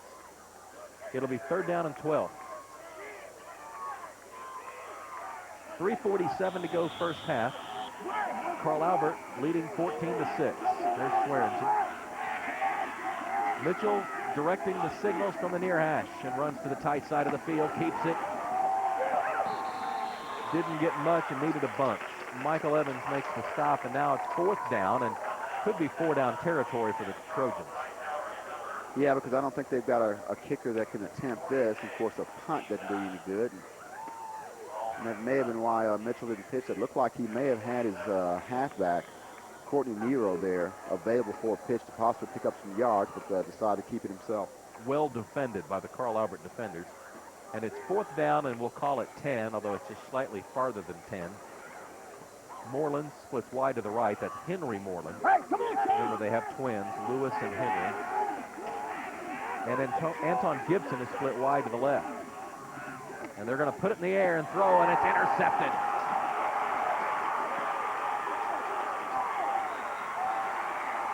David Vaughn, all the way up close to midfield. Dante Mason, the center, made the tackle. We had Mitchell just trying to hit him on a slant route here. And looks like I don't know if the receiver stopped or maybe the ball just thrown too much to the inside there. In any case, nice pickoff there by number 24, David Vaughn. And, of course, he gets a very nice return before being tackled there by number 67, Dante Mason. Did a good job of holding on to the football. Swearingen got a block there. Let's see, what's his tackle? Really a good job of trying to knock it free.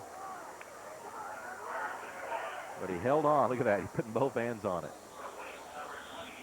Back to live action. A play into the line. It gains about 0. It'll be 2nd down and 10.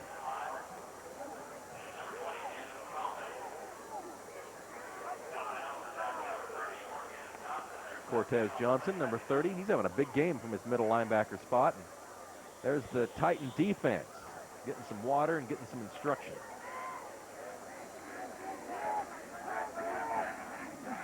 Greg Cooper splits wide to the left. Danny McNeil wide to the right. I formation on 2nd and long. Draw play. It's Moore. 50, dancing to the 45, still on his feet. 1st down across the 40, up to the 39-yard line. J.R. Moore piling up the yardage here in the first half. Boy, he does a good job of kind of, biding his time, looking for the openings, kind of reading his blocks. And I mean, look at this on a draw play there. He's just kind of looking for the hole, picking his way through, and guy's not really getting a good shot on him before being taken down by Moreland. And First set of downs at the 39. Swearingen keeps it. Didn't get much. Cortez Johnson in on the stop.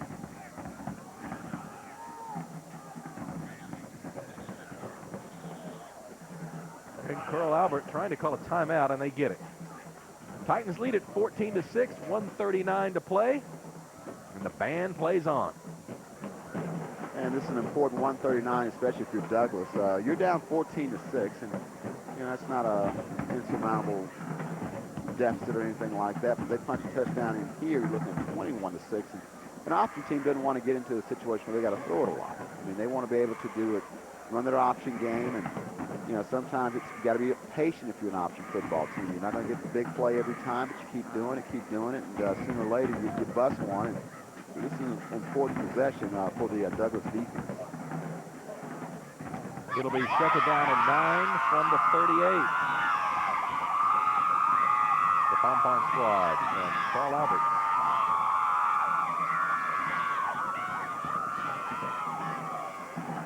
Don't forget the OU wrap-up show, Saturday, October 18th. Homecoming at OU, and they'll be live from Louis on Campus Corner about 45 minutes after the end of the OU game.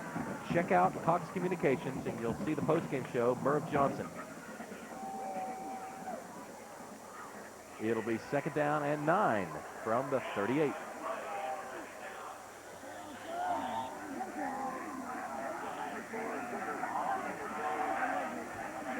Swearingen's under center, puts Dunn in motion and pitches it wide to Moore, and he wants to throw.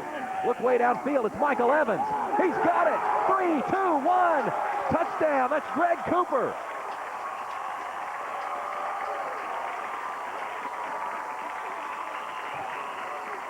Nice play call by Gary Rose and company. A toss sweep to a guy, and Moore, who's had a big night running the football. Everybody kind of comes up, and slipping right behind him there is Greg Cooper. Touchdown. So with 1:31 to play, Douglas gives up another touchdown. It's the third of the game for Carl Albert. Extra point goes through. Kicker got hit. Now the kick did not go through. The kicker got hit, and a penalty marker went down, so they may get another shot at this. Yeah, they are. The kicker got hit there at the end. It looked like it hit the upright.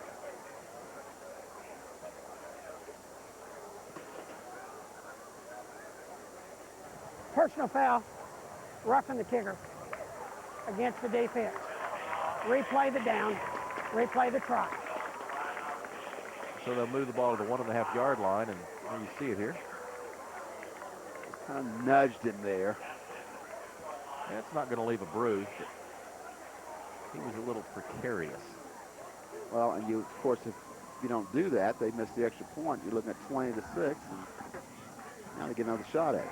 Yeah, you know, and they move it to the 1.5 yard line, don't they, after that? Mm-hmm. Yeah. You know, he's tempted to go for it from there. They'll try to kick it again. If I'm that Holder, I'm getting a little gun-shy, though. Holder's gotten hit, and the kicker's gotten hit on a couple of their kicks. See what happens this time. This one goes through. 21-6. Gary Rose and the Carl Albert Titans in command here late in the second quarter. Passing game played an important role for both teams here in this first half.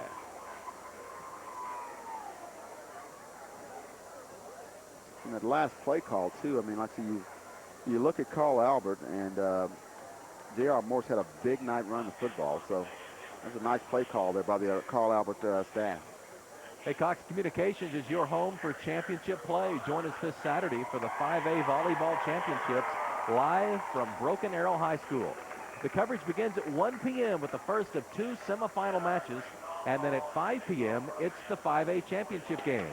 Cox Communications, your only source for live coverage of the OSSAA Championship Series. Let's go down to Steve Marshall. Myron, you were talking about the play call there by Gary Rose, and I think they really set that up about 3 plays previous. If you remember, they threw that little lateral back there where they didn't try to throw it. They just tried to see how the Douglas defense would react. I think from what they saw in that reaction or lack thereof was the reason they went to that option play. Now, the secondary for Carl Albert, we've seen them get burned a couple times tonight. A lot of confusion, bunch of youngsters back there. Defensive coaches telling them, no way, don't go up anything before halftime. Let's hold on to this lead. McKinney and Smith, they're back deep. And this is Smith watching it get over his head and into the end zone. That's an automatic touchback. Take a look at the scoring drive for the Carl Albert Titans. Of course, the interception here sets things up by number 24, David Vaughn. Of course, he shows off his tailback skills here running with the ball back. And, of course, J.R. Moore, nice run. Of course, he would be the star a little bit later with the halfback pass, completing a 4-play, 52-yard drive that took just 1:17. Of course, on the receiving end there, that's Greg Cooper. That's a good pass for a halfback pass. Yeah, usually halfbacks, they kind of like, they throw like halfbacks. Yeah. That's why he's not a quarterback. I mean, he threw like a quarterback. Henry Moreland is wide to the right. Wishbone set. Marquise Mitchell hands it off. And that's Courtney Nero, the left halfback. Up across the 20 to the 23.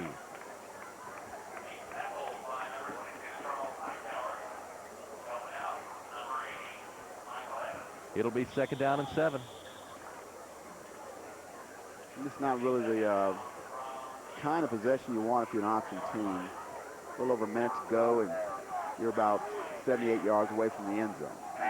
Gibson is split wide left, and Fales is wide right. Option keeper, and up to the 25-yard line goes the quarterback Mitchell. Short gain, it'll be 3rd down and 5. Hightower makes the stop. That's his 3rd tackle of the ball game. Yeah, he caught Mitchell from behind and ran him down. And he's been on a lot of plays in this first half. Coming to the end of the 2nd quarter. Inside 30 seconds, and Douglas not really in a hurry-up mode here. You'd like this to be your last play because you don't have to punt it and take a chance on it getting blocked or return or something like that. Carl Albert has 1 timeout remaining. They want to throw, looking for the deep and dark one. Looking downfield, it is tipped and incomplete. Looks like Antonio McKinney is down there. Courtney Nero defending. I think McKinney had a step on the secondary there. Of course, you heard Steve talking about some of the youth they've got back there, but the ball just a little bit underthrown there by Mitchell. Well, 8 seconds to go. Myron, do you set up the return or go for the block? I think they'll go for the block because I'm not sure the kicking game is the strongest thing for Douglas, although Anton Gibson appears to be a decent punter. Of course, he's got the last one off. Cooper is back to return it, and he gets it off. The low kick. Yeah, they're going to get away with it. Just get back and let the clock tick away, and the first half has come to a close. Douglas struck first, but Carl Albert struck back again and again and again. And as the teams go to the locker room, it's 21-6. The home team Titans in command.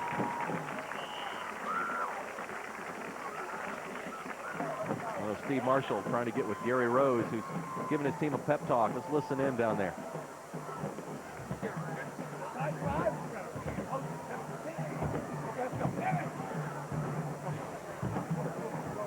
We're ready. All right, there's Gary. Gary Rose down here. Douglas strikes first. You guys have been doing a lot of coaching on the sideline this ball game. That's our job. Good job at that. Well, sometimes not. We saw earlier that you took one of your secondary players out, brought the quarterback in, Swearingen, to play the safety for you. Is that something we'll expect to see the rest of the game? Yes, Brandon's an excellent secondary player, and we kind of protect him when it's early in the year, but when the chips are on the line like tonight, then we're going to play him. He's a very good player. And what brilliant coach called the halfback option pass? Matt Weber. Great call. Great call. Did you set it up earlier with that little lateral? Well, the sweep is our bread and butter, so we think that's always set up, and we scored on that against Northeast early in the year, and we haven't run it for about 3 or 4 weeks, and JR can throw the ball as well as run it, so great job by him. Cooper ran a great route, great catch. I mean, well-executed play. Good first half. Good luck in the second. Except for one play. We'll be all right. Thank you. Gary Rose, he's the head man for the Carl Albert Titans. They're on top at the break. He's going to wake up in the middle of the night and see that 80-yard touchdown pass, isn't he? He is not giving that one up. A fun first half at Carl Albert. The Titans lead the Trojans 21-6. We'll be right back.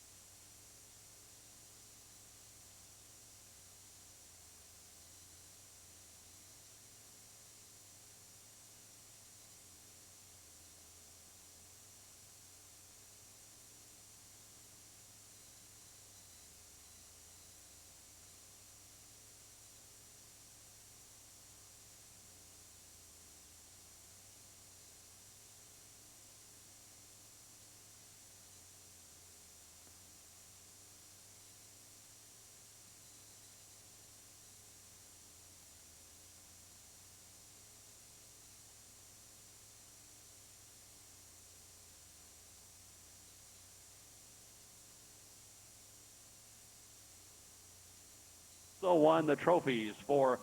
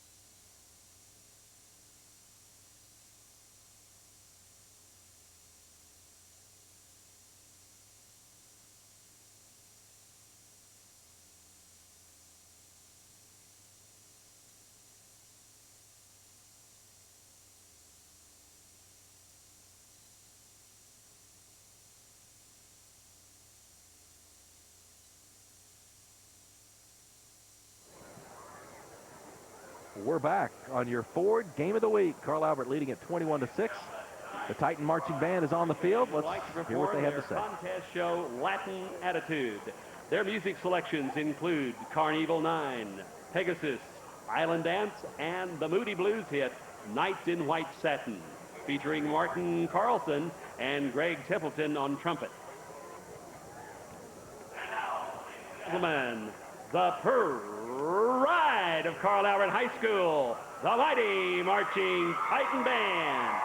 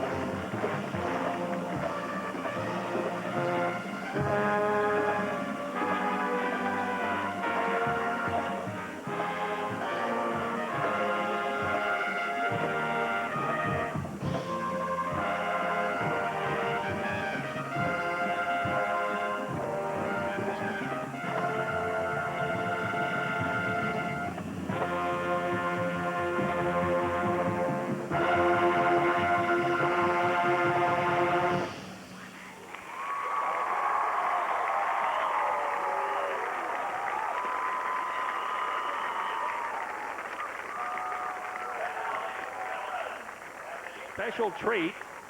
The band is going to be performing some of your all-time favorites. The Fox theme, Shout It Out, Langston, and Boys. This presentation is part of Brandon Wright's senior project. Brandon wrote the drill and coordinated all of the surprise events you are about to see.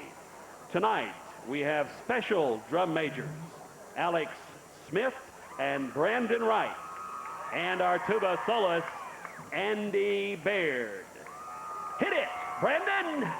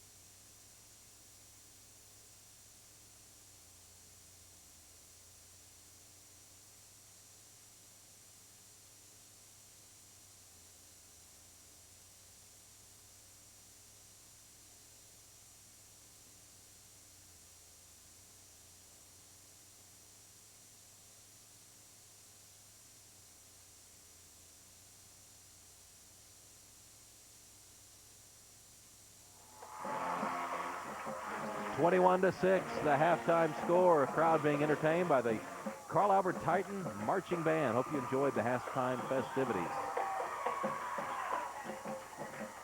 Let's take a look at the first half highlights in Myron. It started big time. You better believe it. Douglas on their first possession, first play of their offensive possession. You got Marquise Mitchell hitting Moreland here. Lewis going 80 yards, completing the play for the touchdown. They gave them an early 6-0 lead. They missed the two-point conversion. But Carl Albert came right back with this guy. J.R. Moore scoring the touchdown, pretty much untouched on that one. Just started a big first half for him. Then fumble pitch here by Douglas. Willie Bright picks it up, and he scampers into the end zone, the tight end / defensive end. That gave them a 14-6 lead. And then they go to the halfback pass with Moore tossing a touchdown pass to number 28, Greg Cooper. And that gives us a 21-6 lead, Carl Albert at half. And the numbers. Well, if you look at the numbers, I tell you what, rushing goes to Carl Albert 125 to 42 over Douglas. Of course, Douglas wants to run it more than that. They're an option team. Passing, Douglas got most of that 100 yards on that 80-yard touchdown pass, 59 for Carl Albert. Total offense, 142 for Douglas, 184 for Carl Albert. First downs, the Titans have that 11-4. Turnovers, they each have 1. And penalties, 1 for 5 for Carl Albert, 3 for 20 for the Trojans. Individually, J.R. Moore with 84 yards rushing for Carl Albert. Douglas's rushing game just hadn't been able to get going. Their passing game with an 80-yarder looks okay. We're going to take a break, kickoff around the corner. It's your Oklahoma Ford Dealers Game of the Week.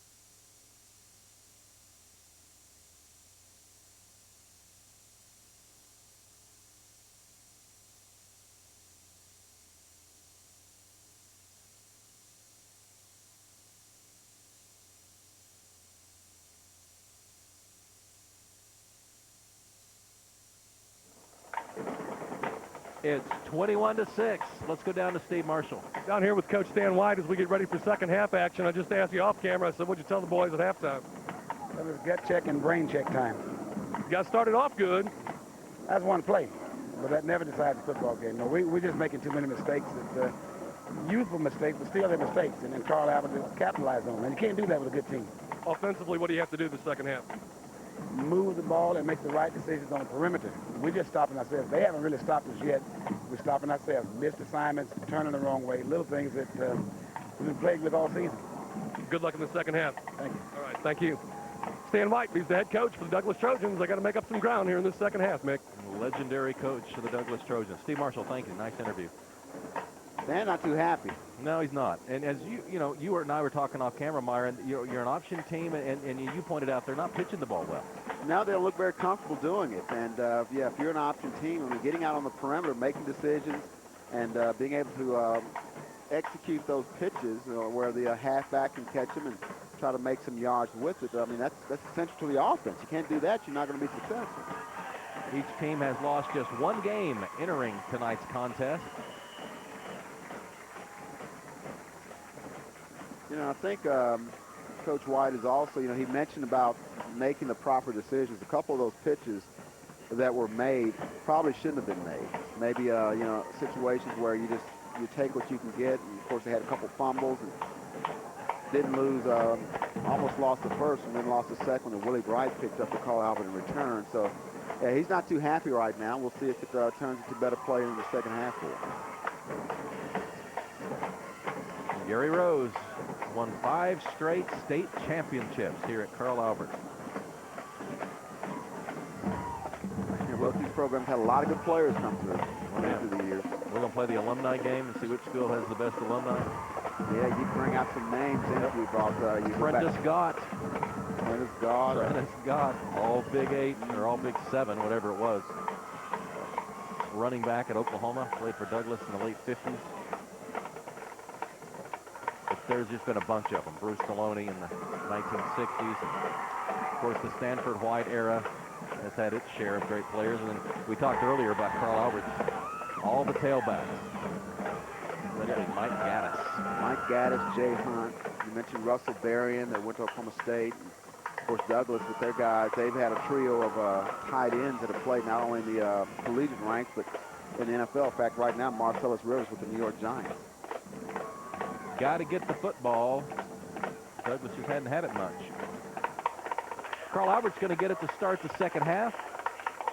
They will receive the ball and be moving into the wind, although I should probably point out that the wind has died considerably.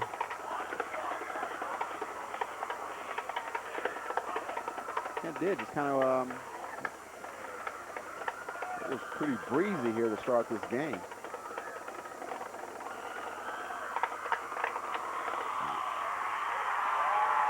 And there you see it. The Lynx Stars and Stripes in the north part of the field. Here we go. Kick on the far side of the field, going to be returned from the 17. And no, he stepped out of bounds. So mistake by the return man. He could have let the ball go out of bounds, and they would have gotten it a much better field position. Let's talk about J.R. Moore. He's really been the workhorse for that Carl Albert offense. Yeah, he really has. I'll tell you what, I think he's got 85 yards here at the half, and a guy that's been the star in terms of just the running game. Of course, here on defense, plays cornerback, throwing Anton Gibson down, and then making the stop here on Antonio McKinney. So he's done it defensively. Of course, here is on offense, scoring a touchdown in the first half. Of course, he's also got a touchdown pass. 5'10", 185-pound junior who's had a big, big game. Carl Albert starts to drive at the 18-yard line, give it up the middle. I think that was Dunn who got it across the 20 to the 23. And it is Steve Dunn. Gain of 4. Nice yards up the middle. And that's how they started out the game, getting Dunn the football. And there's really more that came on a little bit later in the first quarter, and then, of course, throughout the second quarter, who really got it going. I formation behind the quarterback, Brandon Swearingen, and whistles blow. It was not the clock. Somebody must have moved. And it is on the offense. You never know in high school football, because if a defensive player enters the neutral zone, they don't have time to get back. It's an automatic stoppage of play and a 5-yard penalty. So when they blow it dead at the high school level, it could be offense or defense. On Saturdays or Sundays when they do that, it's almost always on the offense. He just wiped out that 4-yard gain on first down. That's a good point. That's a good point. Second down, 11 now. Give it to the tailback, Moore. Across the 20 and hammering his way up to the 23-yard line. Lewis Moreland, who scored the game's first touchdown, makes the tackle. It's a nice back because he gets the 4 yards right back, or maybe even 5, I guess. Maybe give him 6. That's a pretty good game. But he's a good tailback. Third down 3 from the 25.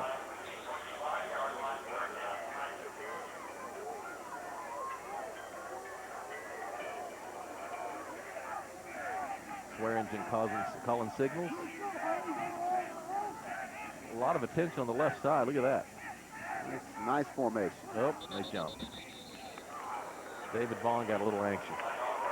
We just started the third quarter. Douglas scored first in the ball game, and then Carl Albert came back with 3 Prior touchdowns. to the snap. False start. Carl Albert has a good play, and they have a penalty and take it right back. That's right. Third down and 9. Won't be fun watching film this week with Gary Rose. He sees plenty to improve upon.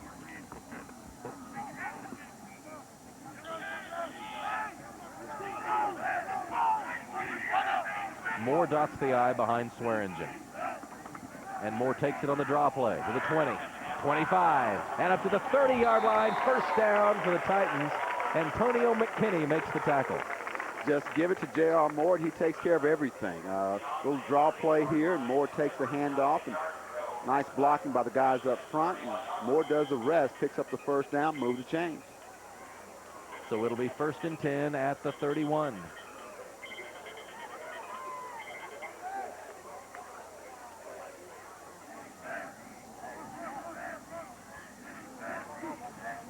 And they pitch it wide. Moore, plenty of blockers in front. Gets a block by Dunn at the corner. 35 up to the 38, 39-yard line. Henry Moreland makes the stop. It'll be 2nd and short. Well, Moore lowered that shoulder, and Moreland made the stop, but I don't know if he got the worst end of that. Gary Rose getting the proper players onto the field. They changed formations. Vaughn checks out. 2nd down and 1. And an opportunity to have some fun, if you like, on 2nd and 1. Down to play with. Martinez splits wide to the left. It'll be an I formation this time. And they want to throw it. Looking for Martinez. And he's got the ball to the 20. 15-10, 5, touchdown, Anthony Martinez. A 60-yard pass from Brandon Swearingen. And Mick, I tell you what, it was just reversed from the first half when you had Moreland, Lewis Moreland, running down the field on a post route, and Martinez chasing him. This time, let's just switch who has the football. It's Martinez running the post, and he catches. McKinney just missed it there. Now you see Lewis Moreland. Now he's chasing Martinez, so I guess he gets a little payback here as he gets to the end zone for the 6.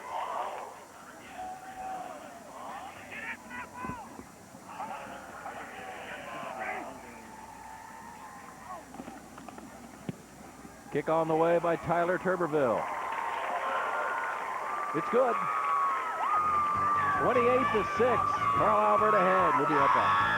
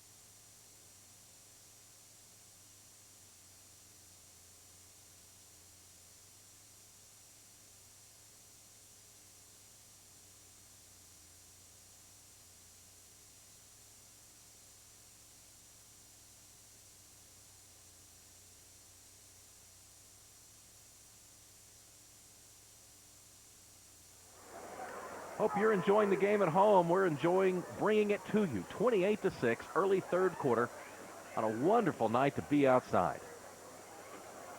Fall, Myron, fall in Oklahoma. Yep, good football weather. Good football weather. Look at the stats there.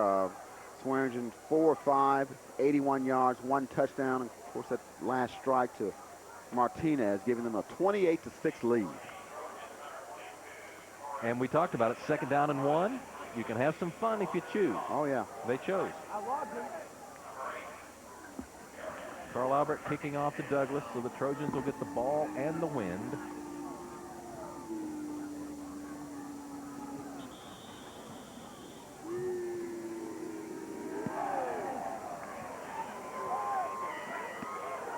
Taken at the 17-yard line. I believe that's Antonio McKinney. Across the 30 and up to the 31.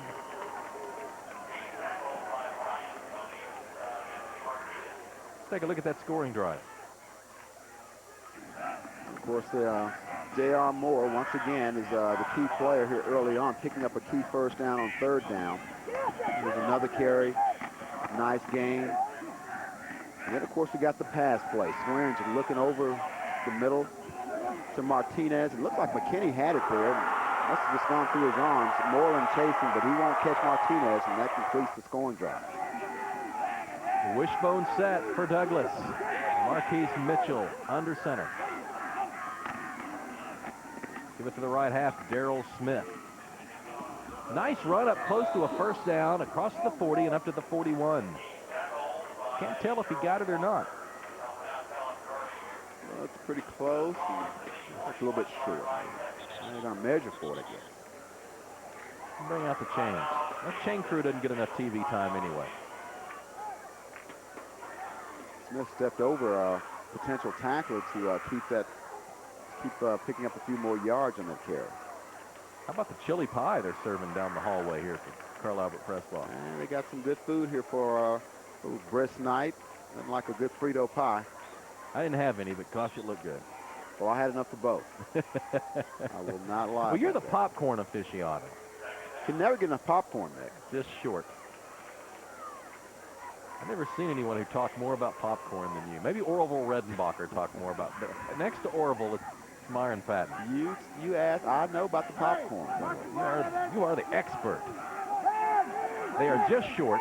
It'll be 2nd down and about a foot from the 41. And it's the 2nd and short when we saw Carl Albert throw the rock.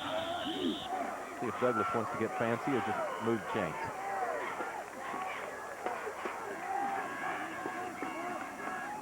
They'll take the first down. Sean Law busting it into Titan territory at the 47-yard line. Sometimes that's as fancy as it gets for a wishbone team. Just give it to the fullback and let him pop one. Well, he did. You know, the fast fullback is one of the keys to that option attack. You know, even Oklahoma didn't realize that in 1970 when they went to it. They first thought they would use the big fullback. And eventually they adapted to the Kenny King sprinter type fullback, and you can really pop some big gainers. Another handoff. No, they're pitching it wide. It's Darrell Smith. He's up down close to the 30-yard line. 1st and 10 for Douglas. I thought for a moment they had given it to the fullback, but pulled it out of there and pitched it. That's their best-looking option play of the game. That's the way it's supposed to be run. They faked the dive to the fullback, and Mitchell looked really confident on the pitch, hit his man in stride. And of course, Smith picked up a good game for a first down. Douglas started this drive at its own 31. They've advanced it to the Titan 31. So 38 yards picked up, and there you see the first downs thus far in the game. Carl Albert with 13 and Douglas with 6. 8:07 to play in the 3rd quarter. Titans ahead by 3 touchdowns. Option left, pitching it wide on the ground. Picked up on the hop by Smith, but he's not going to get back to even the 40-yard line before Steve Dunn knocks him down, and it's going to be 2nd down, or rather 3rd down in a bunch. That's a little errant pitch there. Of course, they give that big gain right back, and that's going to set up 2nd and 20. And Smith's not there. This is a situation where the pitch was a little bit out front. Pitch is one place, and the Running back is another, but, you know, penetration can really blow apart an option play. Yeah. You've got to have time to make your options. Second down and a lot.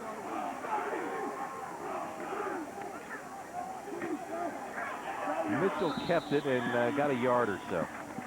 Jeremiah Hanks with the tackle for Douglas, or rather the tackle for Carl Albert. It'll be third down and long.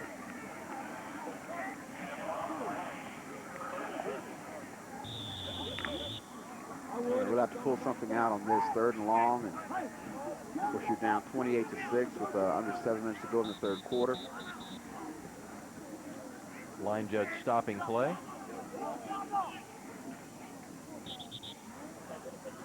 Timeout, Douglas. Gary Rose will bring his defense over, and they'll talk strategy. We're going to take a break. We'll be right back. It's your Oklahoma Ford Dealers Game of the Week.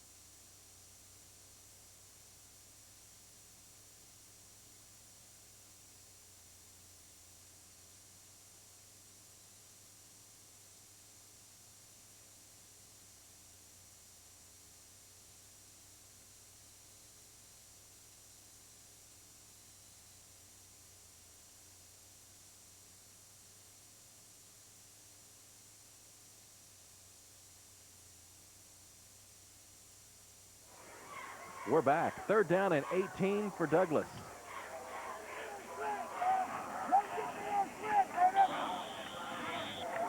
And third downs have not been kind to the Trojans. They've yet to convert tonight. Wanting to throw it. Fires over the middle. Did he get it? No. Bounced on the turf. Henry Moreland, the intended receiver. And it'll be fourth down. Well, he had him open, just underthrew him a little bit, and that one kind of bounced on the turf before Moreland could get it. And he would have been short of the first down, but I tell you what, it would have made a makeable fourth down had they completed that pass play. Now, I'm not sure they're going to punt it. Well, you're down 28-6. I mean, well, the quarterback went to the sideline, and they turned him around and sent him right back out there. Yeah. Marquise Mitchell's out on the field. He's under center on fourth down and 18. 6:46 to play, third period. Going to try to throw it again. And he's not going to get this one off. He's sacked back at the 44-yard line. The Titan defense standing tall, and the fans are standing up on the near side of the field. Van Lawney gets the sack. Well, they came on a blitz here. Of course, they got pressure from the outside as well as on the inside, and get a tag team sack there. So the Titan offense takes the field on downs. They'll begin this drive at their own 43.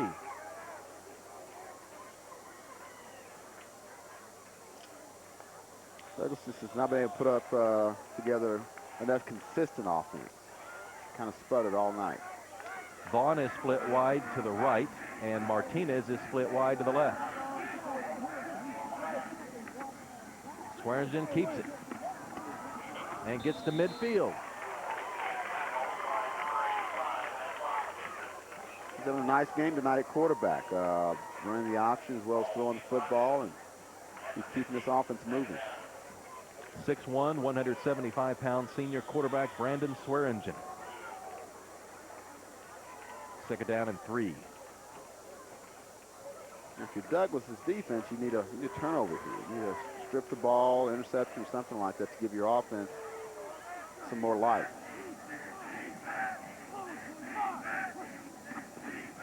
This is Moore. He's got some room. Cuts it back across the grain and may have gotten the first down. I thought he was going to break it to the corner. Cortez Johnson gets the tackle. May have made the right decision, though, if they move the chains. It's very, very close at the 47.5-yard line. Yeah, I don't know. Maybe he should have kept that, kept going outside. Looked like he had some running room out there. It's going to be close enough. They're probably going to measure here, I would think.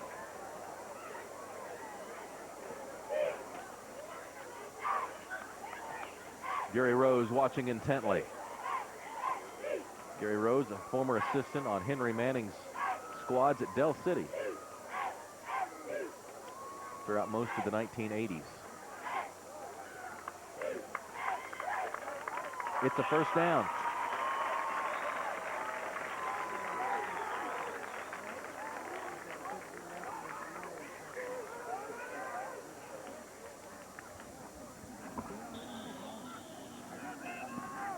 Danny McNeil split wide left at the bottom of your screen on 1st and 10. Swearingen by himself. 45, 41-yard line. Gain of 6. Lewis Moreland makes the stop. It's his 5th tackle of the game. Called Moreland's quite a bit. He sees Swearingen showing some pretty good speed here before Moreland comes over and makes the tackle. Yeah, that play works. I'm just not figuring out why. You know, it's not all that fancy. The quarterback has to basically initiate all his the direction, and you know they haven't really established moving one way a whole lot, just a little bit. There you see the total yards, and Carl Albert's piling up the yardage. But I've seen other people run that play, and it's fairly effective. But I'm confused as to why it's so successful. Dunn in motion, and Swearingen wants to throw. Martinez goes out for the pass, but Swearingen scrambles to the 40, up to the 37-yard line. Tell you, while he was scrambling, the official was scrambling for cover. Antonio McKinney made the tackle. Yeah, it looks like somebody got a block on him or something. He dove out of the way. You don't see too many officials diving out of the way for cover. That was a pretty good athletic move there. Whatever you got to do to stay out of the play. Gain, well, they're going to measure. See if we got the first down on 2nd down. 4:18 to play 3rd quarter. Remember, we had the official going stride for stride in the first half with that big pass play that Douglas had. So yeah. We got some athletic officials out. Yeah. They're getting the job done. It is a first down. Chain crew getting some TV time here on this drive. It's the 2nd time they've been out. Appreciate their effort. Okay, let's see. What's the official here? He got tripped over there. Oh, he did trip, and then he dove out of the way. Looks like he tripped on number 49, Gerald Walker's foot there.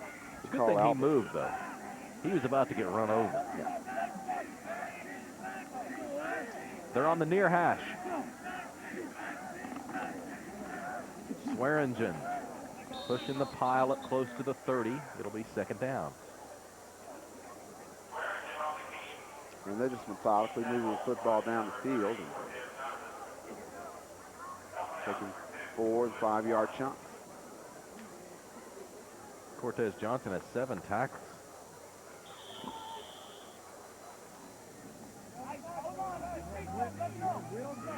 Second down and 4. That's done. I check that, it's Walker. He got a couple. It'll be 3rd and short.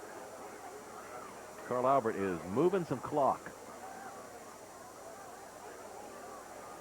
Yeah, and really, they've got, they control the line of scrimmage so well, they really don't have to go to the air unless they just want to.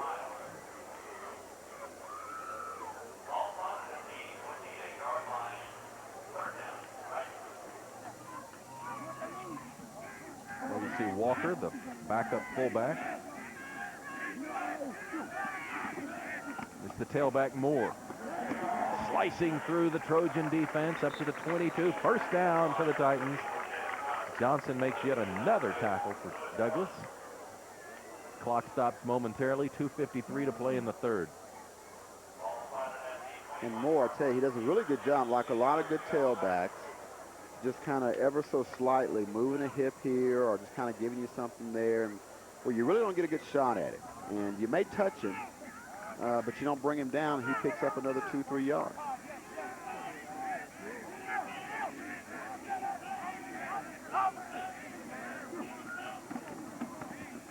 And the ball's on the ground. Swearingen tries to pick it up. It's still loose, and now he's got it. Tried to run the base play. Walker couldn't get the handle on it. Then Swearingen bobbled it, and Stanford White sees an opportunity missed. Yeah, he's saying we can't get a break. That ball was on the ground for quite a while, and they just couldn't get to it. For a while, it looked like Swearingen was going to be able to pick it up and run it around the end himself.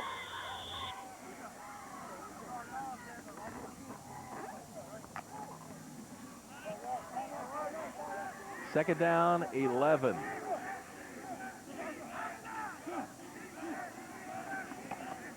This is Dunn. Tripped at the line of scrimmage. He fell forward a couple of yards, and a flag comes in late.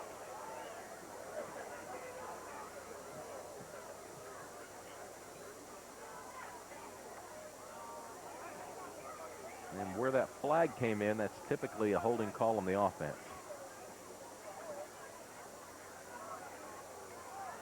Well, nice series. Offense. Self-destructing here. 10-yard foul, still second down. Mishandled base play, and now a holding penalty, and Gary Rose wondering what's going on. Well, these things are something that if they win this game, they'll look at film and they'll go back and point out to the players and say, yeah, you may have won the game, but look at here what you did. Some mistakes that were drive killers, if not tonight, they kill you in future games. Second down and 23 from the 34. Swearingen to throw. Going into the corner. Got his man. Touchdown, Greg Cooper.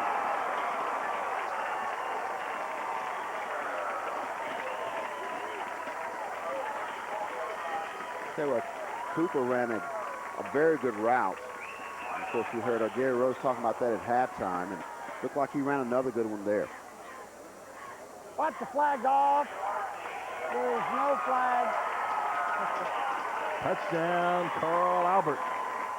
Brandon Swearingen with a really nice pass on third down.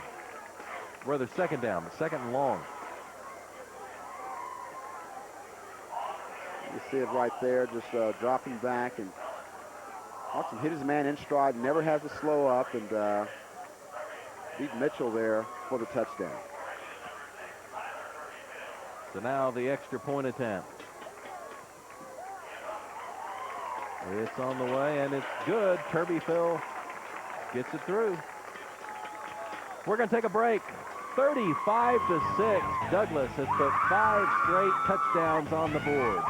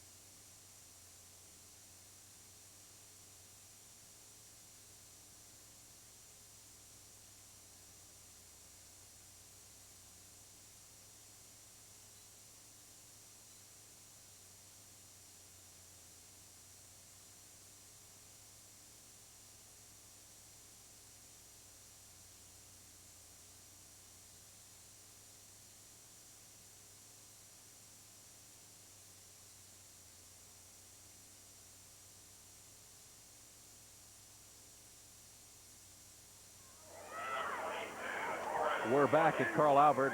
Correct the score. Carl Albert leading 35-6. I misspoke as we went to break. They got lots of memorabilia here at Carl Albert. There's all sorts of stuff to wear. That must have been the Cooper family there, because he had the number 28 on the front of his T-shirt there. High kick. Wynn holds it up. Taken at the 18-yard line by McKinney. Up across the 25 to the 27-yard line. Let's go down to Steve Marshall. Thanks, Mick. Let's check the keys to the game, revisit those that we saw at the very top of the broadcast. For the Douglas Trojans, first of all, they wanted to stop the run. Give them about a C on that so far. Wanted to stop the deep pass, wanted to block well, and challenge the secondary. Now, they threw that early pass for the touchdown, threw another one later on, but they really haven't been able to throw the ball much.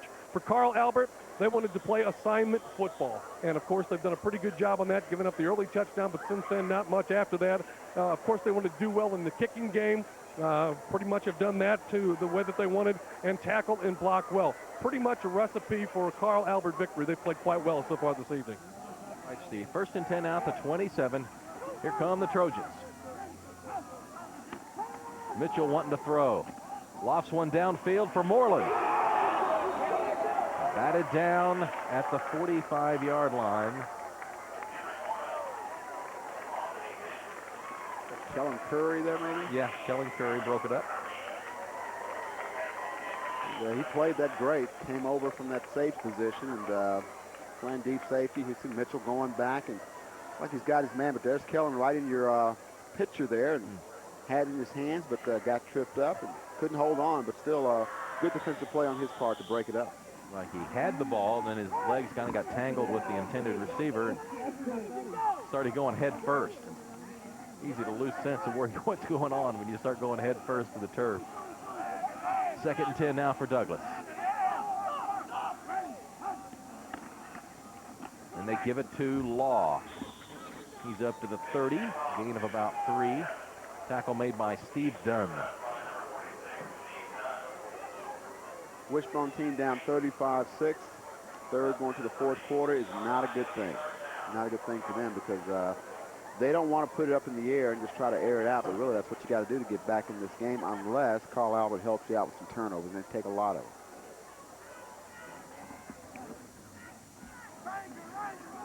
So it's 3rd down and 7. Could be the final play of the 3rd quarter.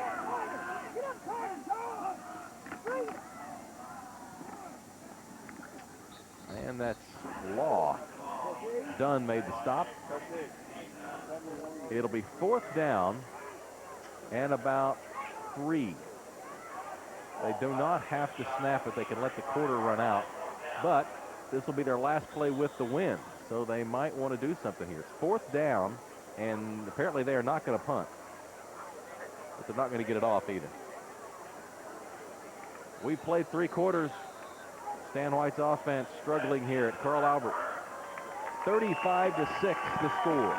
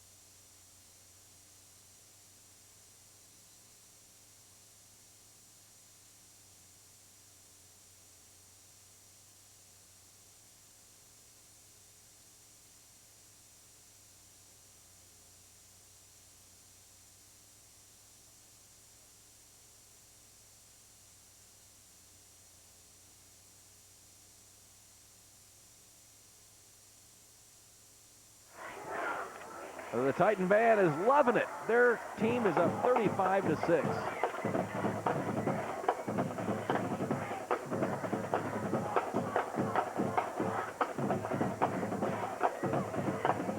You'd think the tuba...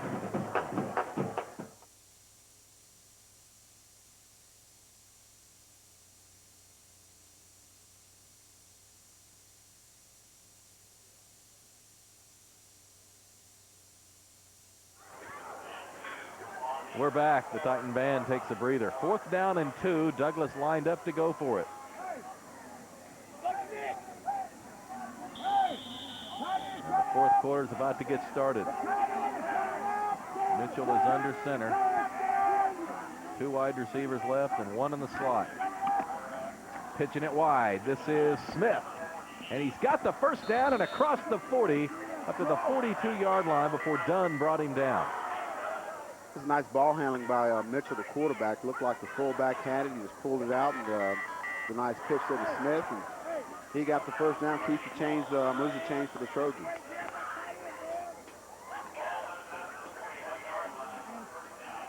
If you just joined us, Douglas struck first, an 80-yard bomb on their first play from scrimmage. Since then, Carl Albert has dominated. Mitchell pitching it wide again. This is McKinney. And he's running into all sorts of trouble. All he can see are red jerseys. And they toss him down at the 33. J.R. Moore and Van Lonnie teamed up to make the stop for Gary Rose. Yeah, as I say, you better call Moore's name because he was first on the scene. Pitch out there, and there you see Moore wrapping him up. And, of course, his teammate, there's Dunn, also getting on the tackle. Kellen Curry coming a little bit later. So good team defense with Moore. Just continues to make plays, this time on defense. Let's see if Douglas can overcome a second down and 16.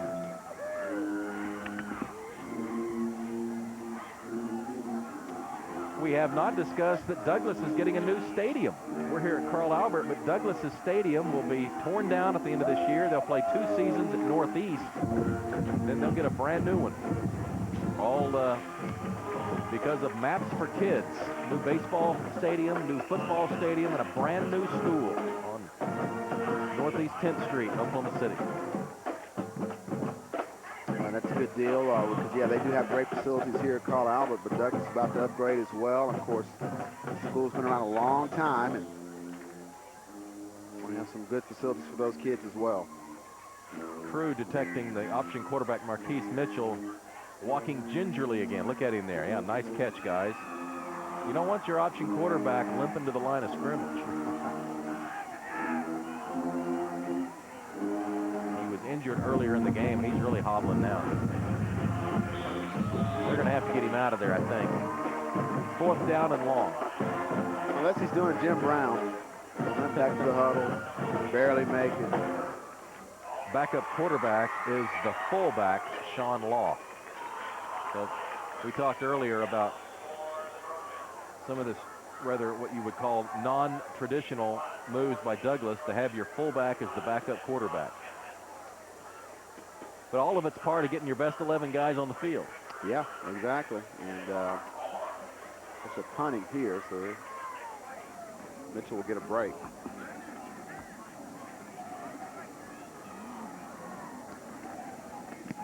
They get the punt off. It's caught. This is Cooper. Up across the 40 to the 42. So good field position. 35-6. Carl Albert on top. It's your Oklahoma Ford Dealers Game of the Week.